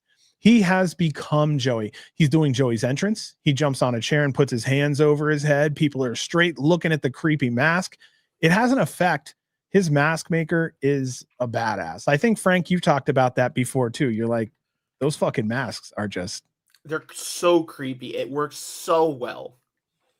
And the fact that he's nailing his opponent's gear, like even for like, I know Megan changes her gear from day to day, but like Atticus nailed her pay-per-view gear, her special one-off pay-per-view gear perfectly as a jumpsuit. Yeah. I'm like, and Atticus coming out with the pink hair, just as like he was in his little in his like short film hyping this up, where like he's dressed up as Joey, setting houses on fire and shit. It works perfectly. It's beautiful. Him doing the mannerisms killed me. Like Atticus dying underneath doing those mannerisms. Like I say it all the time. Like Atticus is a theater kid at heart. You could just tell. And 100%. And like he's probably the type of person to say like, no, I'm not, no, I'm not, no, I'm not, and he absolutely is. But like he's dressing up like people, and he's writing these 5-minute promos every other week. It's insanity. It's amazing. This is what we're talking about. Like when we go back and say like, we need that extra effort off the clock from some of these pro wrestlers. He's the one putting in the work. Exactly. So I put this up right here, Clown. We're going to talk about this in a little bit. It says, okay, for months, anytime Atticus uses the numbers game to his advantage against people, Joey runs out to even the odds. Why didn't anyone help Joey out when they all clipped to Joey's collar? You know why? Because that would have made sense. And God damn it, it's wrestling. I really do think that's what it is. And it's the face in peril. No one cares when the face is in peril. Right. And that's the truth. We've noticed quite a few times at GCW when the face is ganged up on, they have very little friends. Very few friends. So I like it because it adds some more realism to his promo at the end. I'm just going to leave it there. We're going to get to that then, because I want you to talk about that. And also, the entirety of the locker room was kind of involved with a different match that night, so we'll get to that later. True. Well, so here we go. Joey's out next. He's bent over as he walks down the aisle. He's almost sneaking It almost looks like he's got sunglasses with spikes on them, white handkerchief around his nose and mouth. He's got fur, both wrists taped. Joey had one of his new shirts on. The whole outfit looked badass. He's got this deathmatch inspired barbed wire pants. It's a cool look. Joey doesn't have pink hair anymore. And no lie, if I wrestled Sabu in pink hair in his last match, I probably would have kept that hair until it's grown out. And no matter how bad it looked, I would have considered it like just another ring on a tree. He could basically look at it one day and say, this line right here of pink, this is the day I wrestled Sabu, and at least grow it long enough to cut that portion off and keep it. Now, I know that's kind of how maybe I would think. The bell rings. Both are attached by a legit dog chain. It has a USA flag on the side. I've seen them before. Joey starts pulling the chain. I think Atticus may have the disadvantage in weight. However, Atticus is quicker and younger. Atticus is 28, Joey's 35. The fight goes into the crowd. Everyone's getting a front row view. Chain was swung near the fans for a minute, and you can see them all kind of lean back. Both wrestlers get back into the ring, and out come the skewers. Atticus plants them in the mat upside down and pushes Joey's head into them. That's where Joey starts bleeding. Atticus has now found a door. He throws it in the ring. He pops Joey with the chain and bites his wound open. Atticus hitting Joey with the door. Joey fires back with multiple clotheslines. Atticus gets up and Janela wraps the chain around his fists and hits him in the head, and now both are bleeding. Like clockwork, Vandal 48 arrive. They're decked out in red and black this time. Also, Napier has all black hair now. I think it's an excellent choice. He didn't. It was just slicked back. Oh, really? So I think maybe it was just a wet look? Light. Yeah, I think it was just wet look and trick of the light. Oh, damn. Well, if he did it, it would have been a hell of a choice. I do always love the choice of the colors with Cogar's Vandal. Even the red is like a deep blood red. Otis and Christian Napier start beating on Janela. Napier got his baton open this time. Loosen it up before you go out, dude, and then whip it out on camera. I don't think anyone else really uses a baton at GCW on a regular basis. This can be your weapon. Vandal grabs a chair. Joey gets hit with an air raid crash. Joey needs a friend right now. Kind of funny we talked about that. At some point, maybe we get a Vandal counterbalance down the road, possibly a group that could be the ones to take on Vandal. Joey rallies back. He hits a huge dive onto all three Vandal members onto the floor below. Joey Death Valley driver on Atticus through that door that was mentioned earlier. Joey rallies back. He's choking Atticus with the chain. Vandals come back. The beatdown resumes. Vandals bring out two barbed wire covered doors. We spoke of multiple chains connected. Coincidence? We got that in that match, Frankie. Great visual with the camera behind Joey's back, staring down all three members of Vandal 48, and the beatdown commences. They're hanging him by all the chains. Joey fights back. He pulls Napier into one of those barbed wire doors, breaking it. Napier's hoodie is caught in it. Otis goes for a spear. Joey sidesteps, and Otis goes face first into the barbed wire. As Max is helping Joey untangle the chains, Atticus is whipping them onto his face. The "Fuck Ohio" Atticus chants speak volumes on where the fan base sits. Joey gets skewers stuck in his head. Atticus hits the brain hemorrhage. Joey's getting hung by the chain again, and he went back to that. Let's talk about that just for a second. They went back to that specific spot a couple times. Generally, you see that once, maybe twice a match. I won't talk about that yet. We'll finish up here. Joey hits a brain buster outside the ring and through doors that were placed on the floor. Both needed recovery time. Joey was whipping Atticus with the chain, which looked brutal. Joey hits his brain hemorrhage against him. He goes for the pin, and Napier pulls referee Max Recon out of the ring. Joey takes off the collar. He's a bad boy. Janela looks at Napier. Atticus blindsides Joey with a brain hemorrhage through the ropes and onto the tacks. Atticus wraps the chain around Joey's head, hits the brain hemorrhage, and covers for 3. Our winner in this, was that a 22-minute match? Was Atticus Cogar. This was loaded. What do you guys think? This one took forever. This one felt like forever. It took forever to say it. And I mean that in the best way, that this felt like just torture for 20 minutes. So. What do you think, B? Oh, I'm sorry. Did I cut you off, Frankie? No, you're good. Sorry, bud. You sure? No. I was gonna ramble until somebody else cut me off. So go ahead. All right. Atticus was with Joey's face, as you guys were saying too. This man does know how to make an entrance feel impactful, especially on these big matchups. I've been enjoying that. Was hoping for no interference from Vandal 48, just like earlier, but that's on me. I don't know what I was thinking there. I just want Atticus to start coming out just like Otis, looking strong without Vandal 48's help all the damn time, as someone mentioned here earlier in the chat too. Like, it seems like they can't do it, but I know we haven't gotten there yet. But I was most of my stuff here. I want to talk about the promo afterwards. Anything else you're thinking of, other Frankie? than that, it was a good match. Sorry. No, I don't want to say that it kind of ended on a blah note, but I think that was kind of the point. Well, Atticus did win, so you know what I mean? Yeah. Well, I kind of wrote here, like, I wonder if these two are done. Like, I know I don't think we it haven't is. talked I don't about think the it's the ending end. here. No. Yeah. Unfortunately, I don't think so either, but I think this should be the end. I kind of said this a while ago too.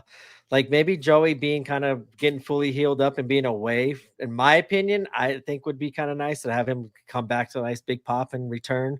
But if that injury didn't slow him down at all throughout this whole build up to Sabu and continuing on right from Sabu to this, I don't think he's going to be gone for a while. But the way they kind of did it makes me wonder, like, what is going to happen here with these two. But I would like to see Atticus kind of go on to what he said here at the end of the promo. Right here, great one said we talked about a triple threat dog collar match. They one-upped this with a 3-on-1. Okay, so I'll keep moving on here so we can talk further about this. After the match, Vandal basically built a cross covered in barbed wire. Joey ends up tied to the boards via chains. They're sticking skewers in Joey as Atticus talks. Atticus says he's tired of Joey's gatekeeping. He said everyone wants to know why he left GCW 4 years ago. He said when him and Brett tried to have an adult conversation, Joey busted into the room and escalated the issues. He took Atticus' John Moxley match away. He told him to leave GCW. Now that he's beat Joey, that means he's coming for the GCW World Championship in Dallas, July 11th. So I want to just put in here, well, we'll stop right here. Let's talk about that for a minute. Atticus seems to want to always make sure that he tells the story of this time. I think there's a reason for that. Maybe he's also healing from that. He's like, look, you guys need to know what happened. Even if it was this long ago, you need to know. And obviously, they're all working together. So it was okay to say these things, but I wasn't in the room, but what do you guys think about all this? I like the realism, if it's real. Yeah. Well, I was in the room when that first happened too. I was at those shows when Atticus pulled out, when he no-showed or when he bailed out of a show in February. And I believe that was the day Cole Radrick came in and did that death match. So, because I believe that was Orin Vite versus Atticus that became Orin versus. Yep. He had to jump into that match. That was the one that made him. Yeah. So, I mean, just beyond Atticus coming back and making a callback, you got to think of what's the trajectory of GCW if that didn't happen, where somebody else became, filled in for that and became the guy or whatever. So, and at that time, that was when GCW was the hottest, going into like that first Hammerstein show and everything. Does that go to show that timing is everything too? Right. If that was a different wrestler, it wouldn't have popped. I'll go to here. I wonder if this is even timing of why they're putting Atticus in the FE match, because it's Dallas, because that's where Atticus was supposed to go against Moxley, was in Dallas. So, or was it might have been Hammerstein? No, well,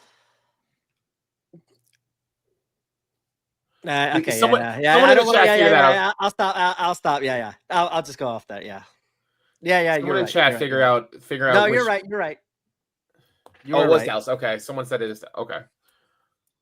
I still think you're right there. Kind of when that AJ Gray got the match with Moxley in Dallas, so I think that's where they were saying Atticus should have been taking AJ Gray's spot instead of that, and I think that's the Atticus match that they were talking about getting stolen from Joey. But there was also the do or die Rumble. Yeah, the New Year's Eve Rumble that fed into Hammerstein that year, and that's where he talked about homicide, and I'd really like that that little promo too. But I like it because sorry, I'm gonna cut you off, Justin. It was homicide versus Atticus were the last two in that Rumble. That's where I'm coming from. So yeah, and then there was the AJ versus Atticus. Anyway, I think him mentioning that if he would have found some way to weave that into kind of like like that's the big question. Everyone's kind of like, why did nobody help Joey? Come on, like after all this shit, like Joey's helped out everybody, but nobody came to help Joey. And I know what you're saying, everybody's preoccupied later, but it would have been really cool in that promo if he would have weaved that into like, hey, motherfucker, this is why nobody helped you now, because you don't support anybody in the locker room if you feel like you're stepping on your toes. Like to add to the more realism to it. Watch him say those exact words in his next promo. I'm gonna get some gimmick infringement here. No, never mind. Stanley, we're good. Stanley, take it. Do whatever you want. It's all yours. I loved it though, because we finally got the explanation, and Atticus is finally going to get a title shot. And I loved how, John, you said like Atticus loves the whole story. I think the whole story was Dallas, and I think that's why he's getting it in Dallas. And I'm very interested to see how he's going to keep on going with this. We got that documentary of his coming out here soon, and we now got, if he's going to be getting this title shot, we know he's going to be promoting the hell out of it. Mason's going to be doing the same thing with Effie. KJ's going to be doing the same thing maybe against Effie. I'm really excited of what Effie's title run now is going to turn into than what it kind of has been. But Atticus finally getting, since his return, moving on to the big title that probably why he came back for. I'm excited to see it, because this is what the moment I've been waiting for since his return. Well, I'll just go ahead and move forward. The next day, Atticus releases a clip of his entrance from the show on Twitter. He writes in a tweet, "Identity is a trap. People get desperate to be seen, so they start believing the body is the self. My consciousness lives beyond the physical. I don't see identity, I see patterns. When I dress like you, it's not parody. It's proof you can be worn and broken." Also, Atticus posted several photos pertaining to the ECW crucifixion angle. So, I mean, is somewhere this maybe running up against a Raven style thing here that Atticus is doing? It very well could be. Because Raven also had his flock. So, you know, I could be connecting too much there, but yeah, Raven had a flock. So there's a possibility there. You know, it's kind of running in that. I love our chat, man. Effie's place if he wins in Dallas against Mason, since Mason specifically wants the title. I agree. I agree with that. You know what the GCW just in general, if that were to happen, you have Atticus and during the summer, Atticus versus Mason. Good Lord. The summer of Cogar. Cogar versus Mason, though, that's gonna feed. No, is Joey the Sandman. is Napier Stevie. Oh shit, why did we even talk like this now? That's right. ECW Raven had a nest. That's cute. But yeah, this was an intense 22-minute, 43-second match. I was hoping for a taser spot with the metal chain, since Atticus likes to use tasers. In my mind, Joey tasers the chain and shocks all four of them. Great visual. Joey single-handedly taking out Vandal all by himself helps Joey, but doesn't help Vandal. Right now, they don't look as effective as they could be. However, if they were more effective, they would be getting into that 440 style of constant interference beatdown territory, and we didn't want that. So this is where singular booking can build the team. Like I said, Otis was booked so strong. Vandal looks stronger because of it. Again, two birds with one stone here. That's all I have to say about this match. Anything else you guys have to say? No, I think that we pretty much hit everything I was going to say about it too. So yeah. All right, that will lead to the 8-person tag team match, as it is Team GCW. Oh, God. Otis is led by Effie, Jimmy Lloyd, John Wayne Murdoch, and Matt Tremont versus Team JCW, Too Tough Tony, Mickey Knuckles, and the Brothers of Funstruction. I believe Otis is Saturn. I think that fits a little better too, because Otis can actually wrestle. Meanie was a little so-so, we'll say. So Team GCW in the polls were heavy favorites at 87% chance to win this one. This match here, 24.5 minutes long. Being fair, I was unable to get play-by-play. 8 in this match legally, in addition, 10 plus come out later. Team JCW is up first. Too Tough Tony leads the charge. We hear drink it on down, drink it on down. Brothers of Funstruction with their insane facial expressions. I love the classic face paint of the clowns that they use. Last but definitely not least, Mickey Knuckles. Speaking of, she's on the top rope, slapping her ass. Tony comes over and sticks a finger up her ass. That was a good time. You can that actually happened. I think Manuel's quote was, "Well, that happened."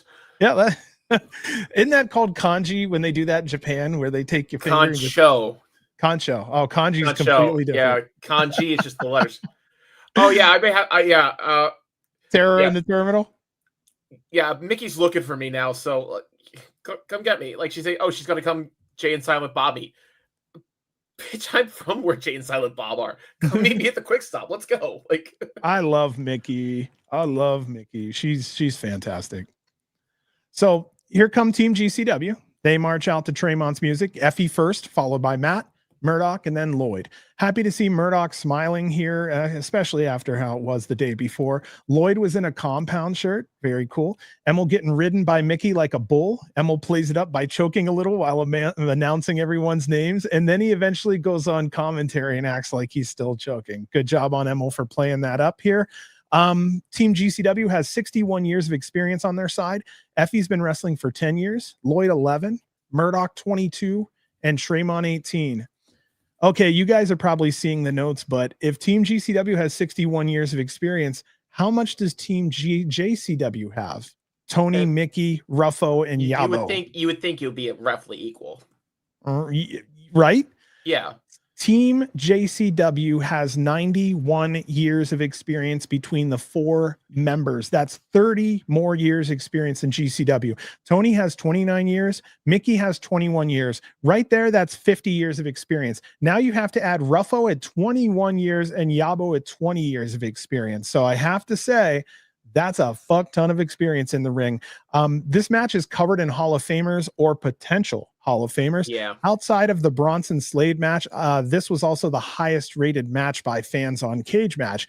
Did Mickey and Too Tough Tony throw popcorn at you after that big middle finger, or was that someone beside you, Frankie? It was someone beside me, but I was like, all right, if I'm here, I might as well join in on it. So I was definitely part of those fuck those clowns chants. So yeah.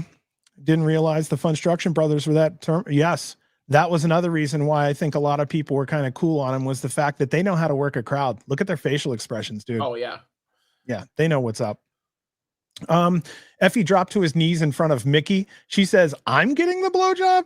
Fans chant, "Suck her dick." She drops to her knees, only to punch him in the dick. Effie had the facial expressions of, I know what I need to do, but I don't know if I'm strong enough to do it. He's like, I'm not going in there.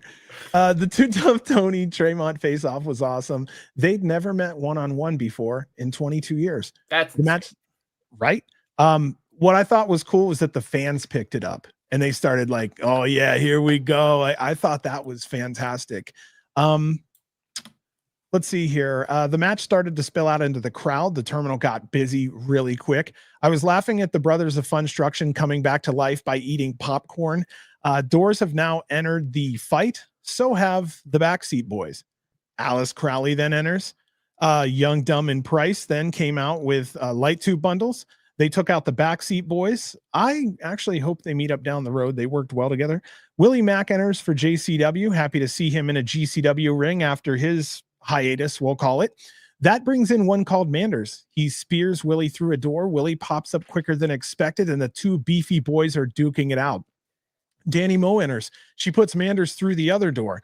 Masha comes out to take out Danny Moe, and here we go. Mickey enters the ring. She faces off with Masha. The fans picked up on that one too. To me, I feel we need this match, but death match style. I keep seeing potential matchups lining up as the wrestlers keep coming out, and I hope we're seeing a peek at the card. There's mayhem everywhere, and now Redacted comes out with a cart, and the Redacted chants pick up back from where they left off the night before without any type of separation whatsoever. Redacted puts Yabo in the shopping cart and uses his feet to hit the JCW teammates. Shane Mercer comes out, motherfucking turncoat. He's now Team JCW. Too Tough lights up the fist. We get a flaming meteor to Redacted's head and he goes down. Mercer launches Redacted into the crowd Bam Bam style. huge GCW chants. The Backstreet Boys, Young, Dumb, and Price fight behind the curtain. They set up a table. The leg breaks on the table. A crew member is helping to keep the table up, but on impact, the table slides out from under them. They still got the impact, though. Funstruction are now fighting Murdoch and Effie. Effie, who hates heights, dies off the top of a trailer. Emil's pleading for everyone to stay away from his Ford Focus. My favorite spot, Manders and Ruffo slugging it out, and you see the cops rolling by and then stop. Effie's putting Yabos. Yes, okay. Let's stop here. So stop me if you've heard this one before. So a clown and a cowboy start fighting walking out of a casino. Isn't that shit great? Fuck, I love that. Okay, so the minute I saw that fucking cop car stop, I went, that is so GCW. Keep the cameras rolling. And they did. Effie was putting on Yabo's clown nose. Thought that was funny as fuck. Too Tough throwing a fan into Tremont like a weapon. The fan didn't even spill his beer. Then Tremont took it and fucking slammed it up against Effie's head. Yep. Fight spills out into the streets. Chad Mins is now directing fucking traffic. Imagine what the drivers must think. People are driving through anyway, and you can see the wrestlers move. It's like playing in the street as a kid and someone yells car and everyone has to move out of the street. You see a car go by and they move right back onto the street. Tony and Tremont having their own match all the way to the parking garage side. Team GCW runs inside the building and they lock out Team JCW. Commentary mentions, hey, there's a backseat boy still left inside the building. I would have loved to have seen the door slightly open again, and then you just see him get spit out from underneath. JCW could not get back in, and that was the match. There was no winner here. This was considered a no contest, but no shit. For 24 and a half minutes, I had a freaking blast, guys. What did you think on this one? It didn't need to be anything more than that. It just needed to be fun. It just needed to be dumb, like IWA style bullshit fun for 25 minutes, half an hour. I was so ready to have the 8 people who were in the ring just go at it for 20 minutes and just have a fun weapons match, like a lighthearted hardcore. But the fact that they were just going at it as much as they were, I tweeted also that this was only the second largest riot to happen in the Showboat that weekend. Yeah, you were talking about that. People thought I was joking when I said this is just the second one. No, there was a 50-car armed response to the Showboat on Saturday night at 2 a.m. because there was some private party that went sideways. And there was people like hair extensions on the floor in the lobby type crap on Saturday night. And then we have a cop car stopping between two guys, hockey fighting in the street. One dressed as a cowboy, one dressed as a clown. Like Atlantic City sees some shit, but like the cops must be thinking like, did I get like laced with acid or something when they see that shit? I want to bring that up right there. When the cops came, I had to explain to one of the cops what was going on. He was cool and he knows about GCW. Sounds like he's a fan. Nice one, William. I didn't know that. El Juggalo is bringing up something here. For those longtime JCW fans, would you say this reminds you of the Pro Wrestling Unplugged feud from back in the 2000s? I honestly wish I knew more. Unfortunately, I don't there, but that's a good one to think about. Yeah. Mesa asks, do you guys know where the GCW Collective 2026 will be? I believe they're talking about the one in Las Vegas coming up. April 18th and 19th for WrestleMania's nights 1 and 2, which means that GCW will probably be running 16th. Correct. Thursday, Friday, Saturday. I think it was already announced it won't be at the Palms. So fingers crossed that we have a place that's number 1, less expensive. Number 2, doesn't have to deal with freaking Ticketmaster. What a pain in the ass that was for everyone. No shit. Yeah. That's a long story. That's a long story for another day. That whole Ticketmaster thing on everyone's side, from Brett's side to our side to the Pearl side, was a fucking mess. Let's see here. El Juggalo asked you about to explain the cops, so I'll go ahead and get that one out of here.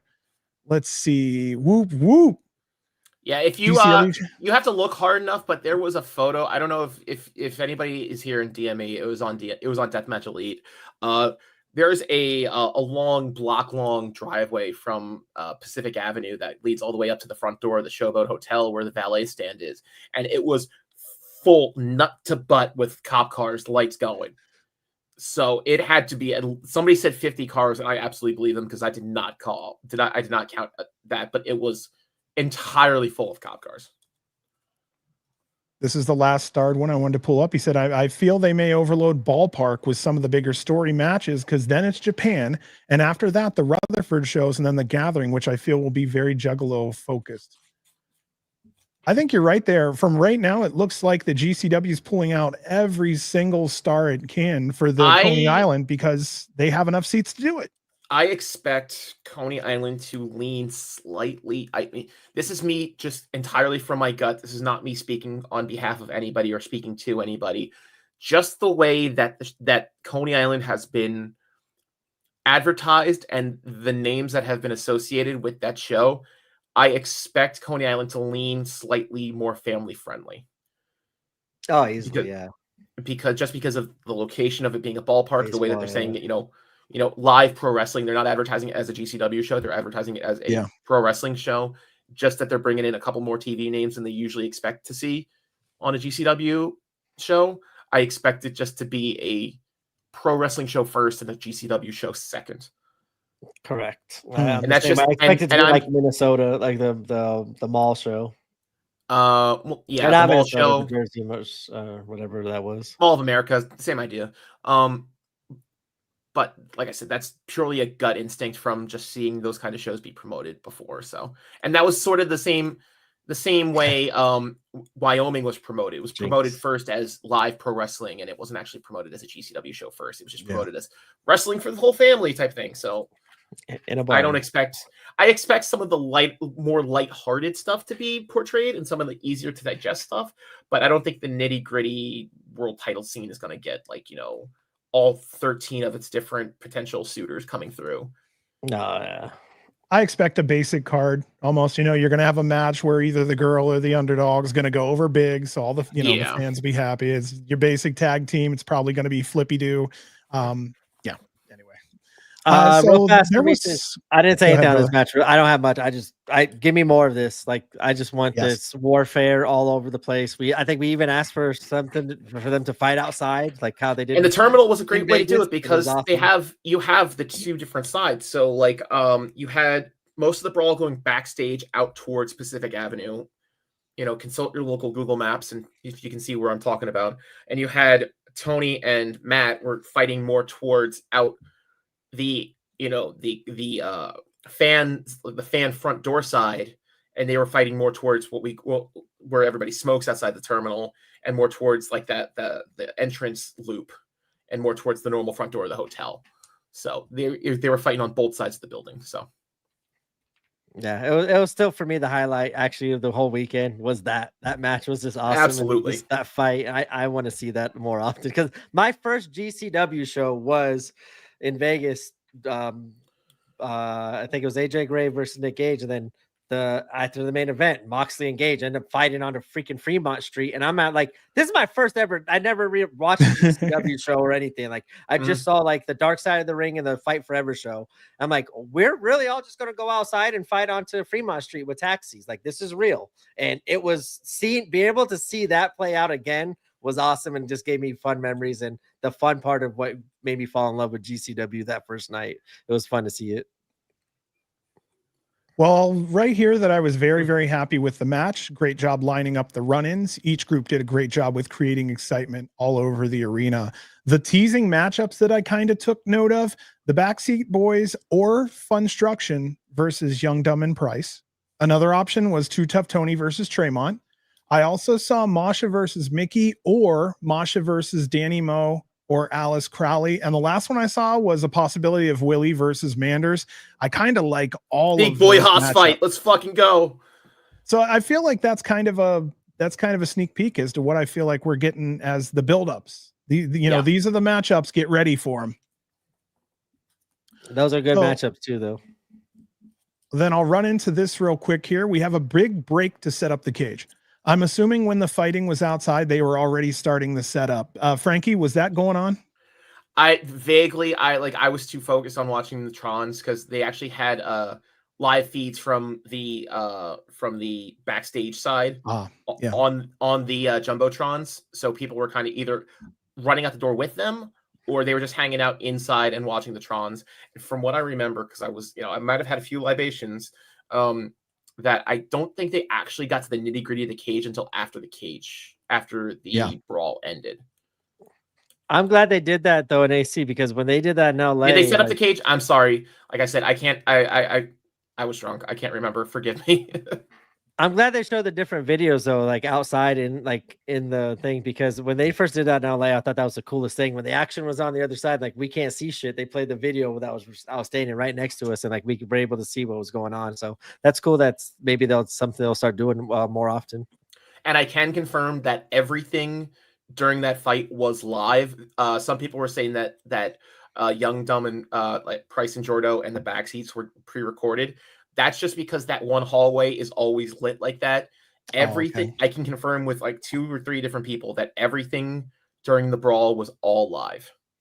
So no scenes were pre-recorded. So Yeah, I said I was back watching it on the TV. Man, that was a fucking blast, though. You guys had anarchy in the arena, all kinds of shit going on. What was that? What was the name? Was it Terror at the Terminal? Now. Terror. Hold on, I gotta. No, it's like S. I stole it. Somebody. What was the S one? Somebody tweeted, and I stole it, and I forget who tweeted it. Forgive me. Wasn't it in our newsroom? I got it. I'm looking in newsroom chat right now. Okay. Okay, so I'll just go on here for a second. Keep going. So instead of a countdown, shenanigans at the Showboat. Oh, like it. God, I love that one. And especially during St. Patrick's Day, what a great name for a show. Right?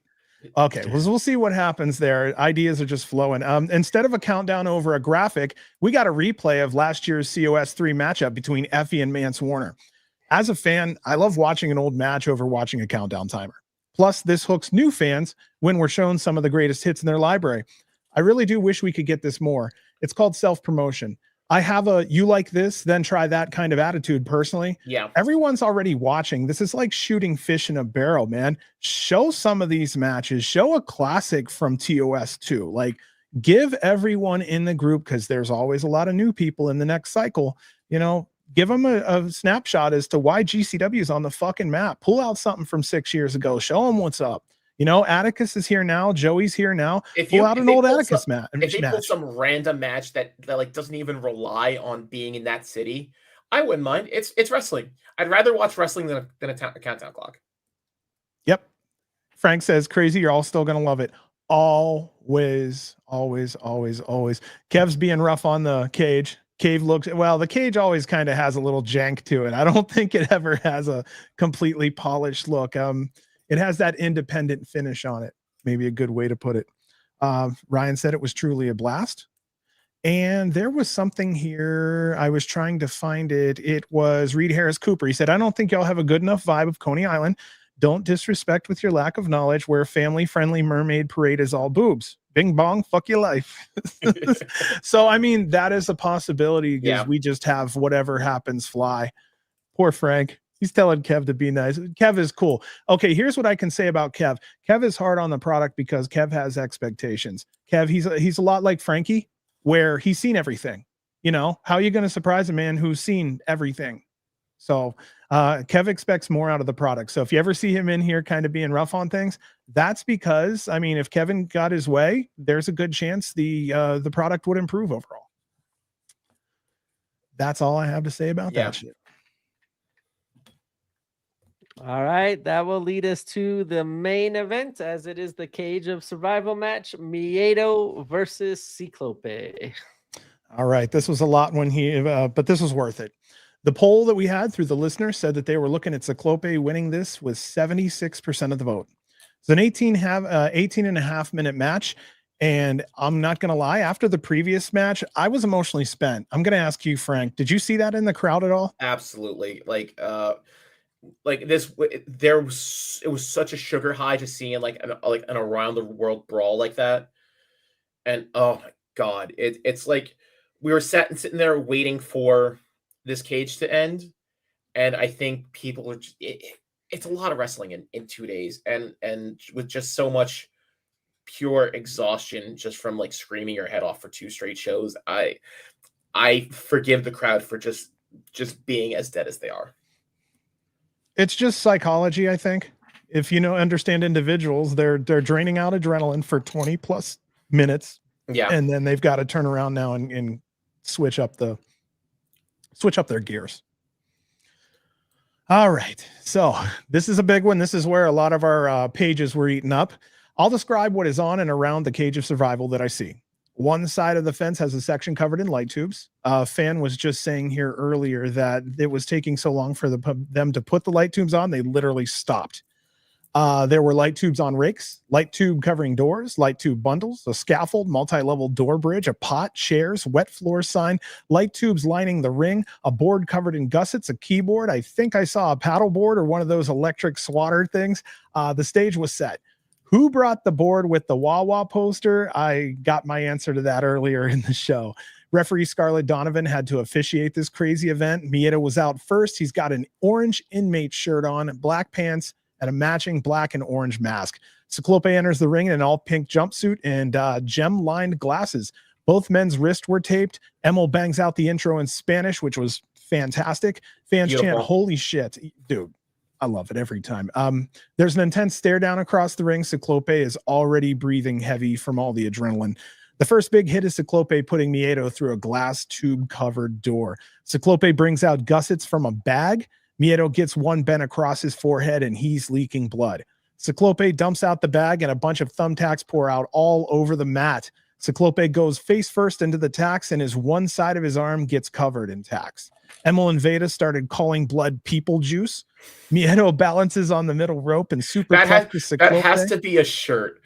Like people juice, like 100% pure fresh squeezed people juice. People juice. Oh, I love that idea. I also heard I missed this during the first match, but rewatching Slade and Bear, Emil used the phrase, "It looks like Slade got hit with a tomato thrown through a screen door" a couple times. Yeah. I used the other one that he said where he said he looked like he was dipped in red paint. Yeah, so many, like there were so many good, just absolute crimson mask, not even crimson mask, crimson latex catsuit moments during this weekend. All right, so back to it here. Out comes Vin and Baruso and crew. Miedo holds them back temporarily. He obviously has more ideas he wants to run through first. That's when he picked up a gusset plate and punched it into Ciclope's forehead. Bundles are getting busted all over. Ciclope hits a frog splash, covers for 2. Ciclope climbs on top of the scaffold with a light tube bundle. He dives from the top onto Miedo, but somehow Miedo immediately pops up. I wrote, what? ? He no-sold a scaffold spot for a pop. I don't know about that one. Brothers are throwing armfuls of light tubes at each other. The ring is hazy from spooky dust. Miedo got his head stomped through a baseball bat with tubes on it. Ciclope tossed off the top rope and into a ton of broken glass. Now the ring crew are setting up the contraption from earlier. There's 3 layers of boards with some light tubes attached. Our finish here, Miedo and Ciclope are on top of the scaffold together. Miedo throws Ciclope off the top and through that contraption, eliciting holy shit chants. Sometimes you get 2-piece and a biscuit. Ciclope got a triple stack from Wendy's. Ciclope had more fight in him still. He gets hit with a fire thunder driver into a bundle of tubes and Miedo covers for 3. Our winner here was Miedo at 18.5 minutes long. I didn't expect that, but what were your thoughts on this one? The ending fell flat, I think, because people were just so exhausted, as we were mentioning before. The match itself was fine. It was great. I think a lot of people that I was talking to specifically had issues with the buildup or lack thereof to this match. So I don't think we could have been as invested as some other people could have been. But, I mean, it is what it is. Yeah, Kroos is very indifferent. The finish just kind of happened.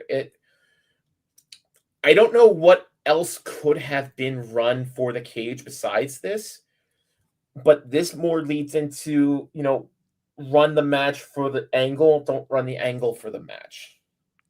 Yep. My note here, I actually asked, was it worth the cage? Could they have gotten a better dramatic effect from having a hardcore match than having Baruso bring over a scaffold mid-match for the pop? Yeah. I'll be that fan that enjoyed this match just because I'm a Mephisto's fan. Dude, I fucking enjoyed it too, brother. I enjoyed it. I enjoyed it. It's just that we're thinking that 3 steps ahead on the other stuff relating to it. I'll be honest. I didn't like Miedo popping up again in the 1 count. Like, you're the heel here. Like, you're not supposed to be doing that. But after the promo, the match and everything, like the promo kind of they just brothers kind of fighting it off and they're done. But I enjoyed everything. I thought I'm just glad Ciclope. I get worried seeing Ciclope in the air, especially in the scaffold and AC. Yeah. After one of those times, but this was violent. I loved it. Kind of made me. I wish it was I kind of wish the crowd was more into it, but I understand what you guys are saying with the crowd is absolutely. That was the last match. It was a long weekend. There was no build. Everything else that has already happened, I totally understand.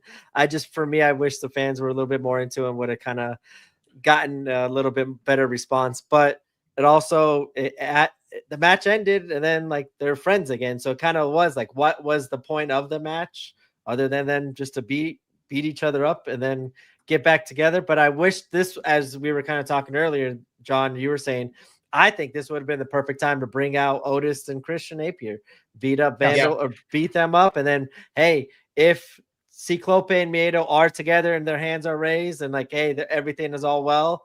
And then now you got Vandal 48 beating them up. Boom, it leads up.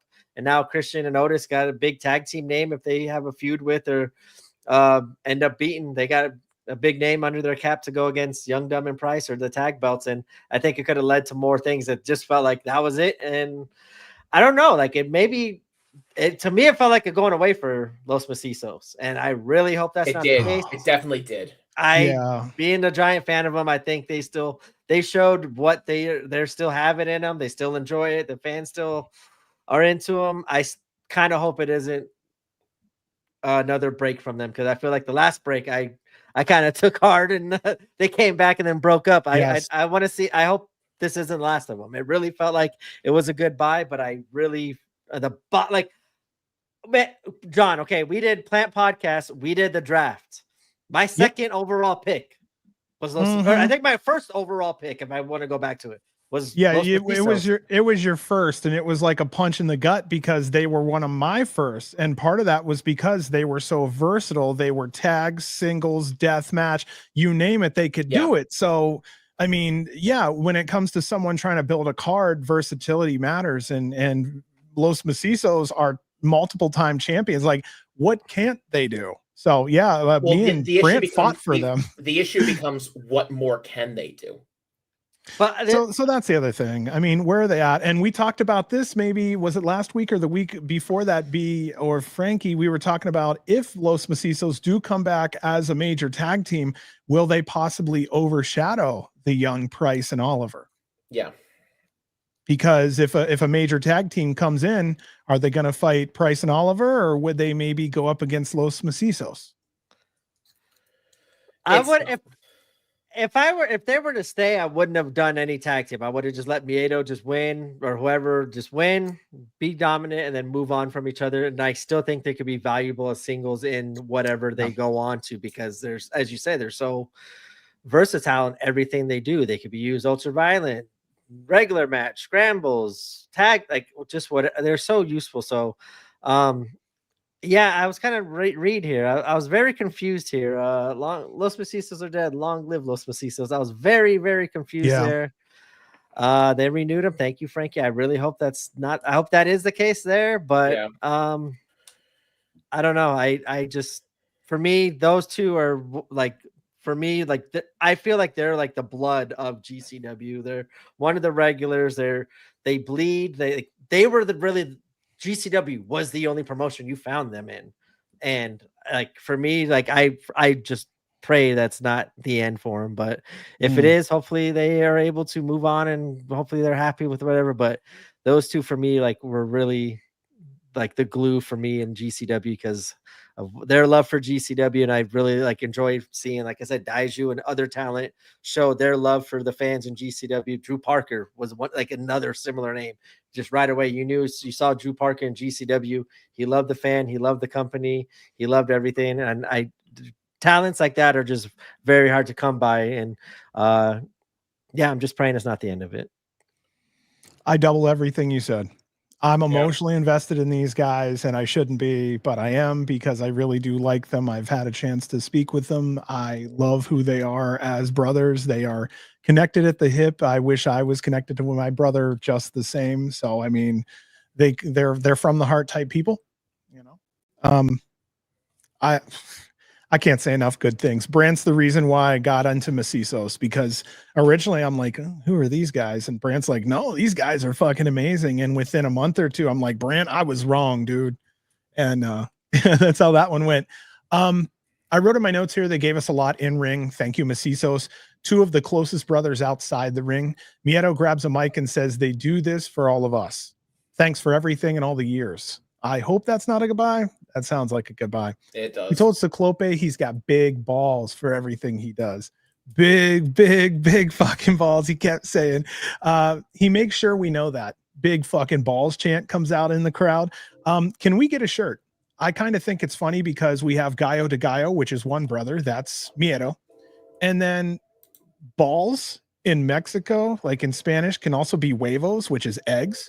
So funny thing, we literally have the chicken and the eggs, but the problem is it's Gallo de Gallo, which is a rooster, and roosters can't have eggs. But I thought it'd be an awesome fucking shirt for like Ciclope to have a pan out and it shows two big fucking eggs in it. But yeah, that's more of a Spanish joke, but it's there. So Ciclope has the mic. He says, GC fucking W. I don't know when I'll see you again, but thank you and appreciation. So that was bittersweet, absolutely bittersweet. And I don't know, they wanted to go out with a bang, and that's what they did for us. I'll give them that. And see, I will, if this is the final match of them ever in GCW, at least their final match was against each other. And a main event in COS like this, I could begrudgingly be happy for them. The issue I have with it, this is going to sound like me walking back my argument already, but the issue I had with it is that, yes, the build was there, but it was so piecemeal, and it was so, ticky-tack little, there was a spot here, and then 3 weeks later, there was another, little run-in here. It wasn't a consistent every show that there was a run-in or a promo or something calling back to it. It was just so spread out that it just didn't feel like a build at all. No, I totally agree with that too. Like I as a fan too, I selfishly wish that like we got not just that video package, we got like multiple video packages, multiple like. If they ran that video package a week or two ago, or the last show before TOS, I think people would have been much more hyped for this match. Their storyline over 6 to 8 months felt like trying to eat a spaghetti dinner, one piece of spaghetti at a time over 3 days. Yeah. You know what I mean? Like just a little too little. I know some stories do benefit by being just, the breadcrumbs for the people that are actually paying attention. But if you're going to put your main event of your biggest deathmatch show of the year, and that's going to be, and you're just breadcrumbing that over the course of 6 months, that it's not enough. Not enough. There should have been more emotional investment. And everything also, like look what also COS had. They had the dog collar match. Like they had Masha versus KJ. There was like other bigger stories kind of going along with it. But as I said, this could have been just as big a story if given the same amount of attention. But neither here nor there. I'm just even thinking about it now, like, man, I really hope it ain't the end of Macizos. This is gonna suck, man. Mm-hmm. Yeah, they've hit the ceiling though, so we'll see what happens. The only thing that would be very good for them creatively would be to step away for a year or two and come back like superstars. Maybe have a little championship run that lasts 4, 5, 6 months. That's their real final hurrah, and walk it out. Especially since they're getting older, a tag team is a little easier on the body. Yeah.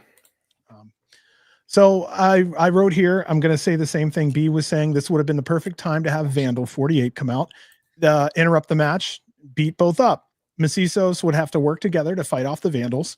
Maybe do something awful to Ciclope and make Miedo watch it. Miedo starts getting emotional. He decides to protect his brother. This brings them together again. Macizos are back together. Vandal 48 gets in their shit. 2 birds, 1 stone. Main event. Average match time here was over 14.5 minutes, with the longest match being the Team GCW versus JCW 8-person street fight at 24 minutes and 37 seconds. Closely behind that, the Janela Cogar dog collar match was second at 22 minutes and 43 seconds. What a freaking night. What, tonight or that night? all of it. All of it. We're almost 3.5 hours in. This is fucking awesome. Anything else, guys? What you thinking? We're getting there. We're getting towards the end here anyway.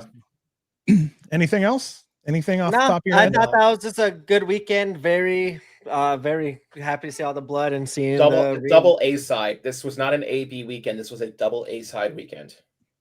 Yeah, I'm glad to see them kind of reinforcing their commitment to ultraviolence, hopefully moving forward. I'll run a little summary down here. Our top performances of the weekend for me, I have Otis Cogar, Dr. Redacted, Bear Bronson, Slade, Mr. Danger, and Little Sicko. Funny thing, at this time last year, only Mr. Danger had performed with us. This is the importance of fresh blood at GCW. We have new stars and new favorites. Do you have any other top performers that you'd like to add to it, or do you think I might have touched on most of them? Yeah, no, I think that kind of sums it up. Like, everybody that has been relatively new, it's that shot in the arm. I mean, of course, we love the regular roster. That's why we keep coming back, and that's why we come watching these card crashes. But I think the new blood's doing great things for them right now. Casa, I just want to let you know real quick. You have a couple questions here. We'll definitely hit those before you head out. So be patient, because I have seen your question about LA a couple of times now. All right. So then I was looking at standout matches of the weekend. I'm trying to get my camera to focus in on me. The death match here, Bear Bronson versus Slade. I felt like that was the standout match of the weekend. I mean, like I said, I think it was number 29th ranked of all time matches at GCW. Hard to argue that. I have some runners up. Night 1, round 1, Murdoch versus Danger. The finals, Tremont versus Cogar.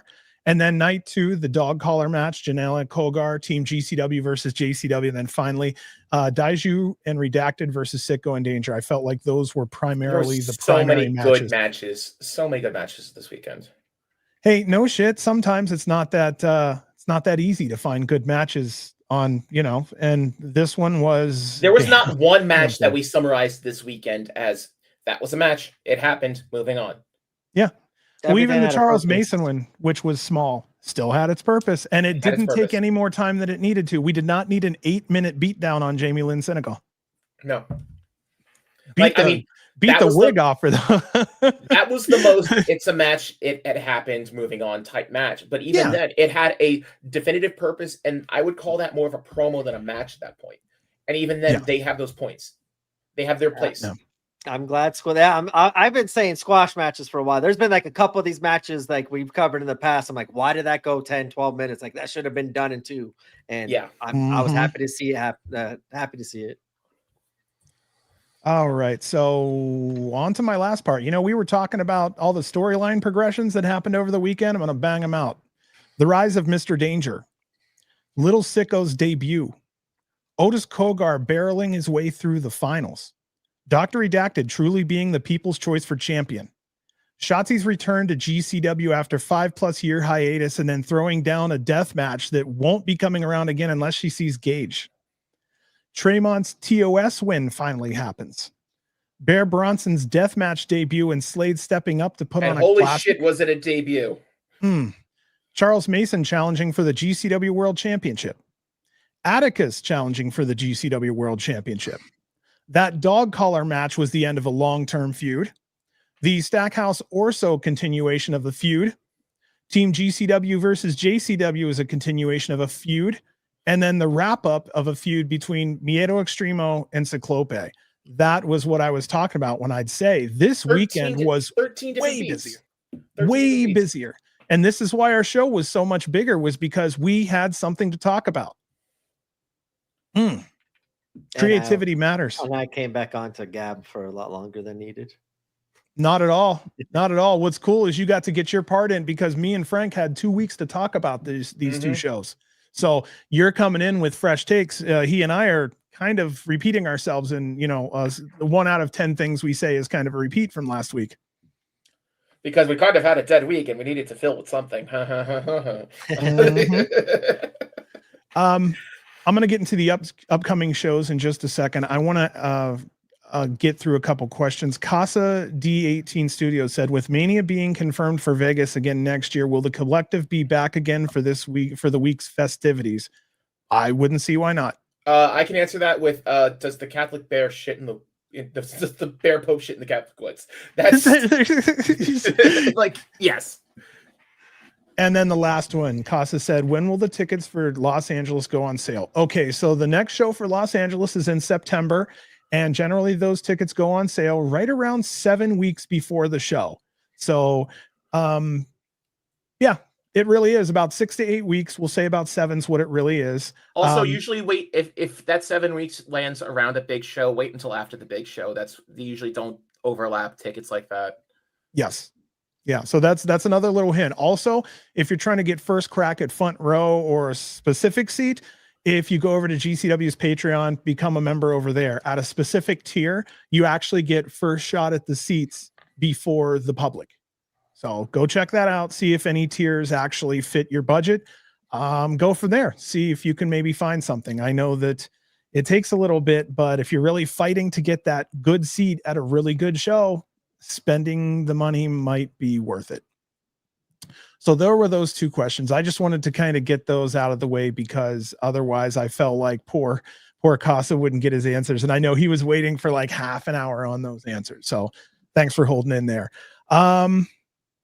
Upcoming shows. You want to just pop those fuckers off real quick? We'll get rolling here. Awesome. Thursday, June 12th. That's just in 2 days here. JCW's Rec Sports Pro Wrestling from Richfield Park Nights at Richfield Park. Sickos. Knights of Columbus. For Thursday night at the Mecca. This one's for the reals. Hell yeah, man. The show can be watched live on GCW's YouTube page. We have Miyu Yamashita versus Jordan Blade. The JCW championship will be Masha Slamovich versus Matt Mako, like the shark. Okay. Well, thank you. Actually, that's a good way to remember it. Matt Tremont and Bam Sullivan versus Beastman and Mad Dog Connolly. That'll be an interesting fight. It's a rematch from Asbury Park a couple weeks ago. Oh, no shit. Oh, shit. You're right.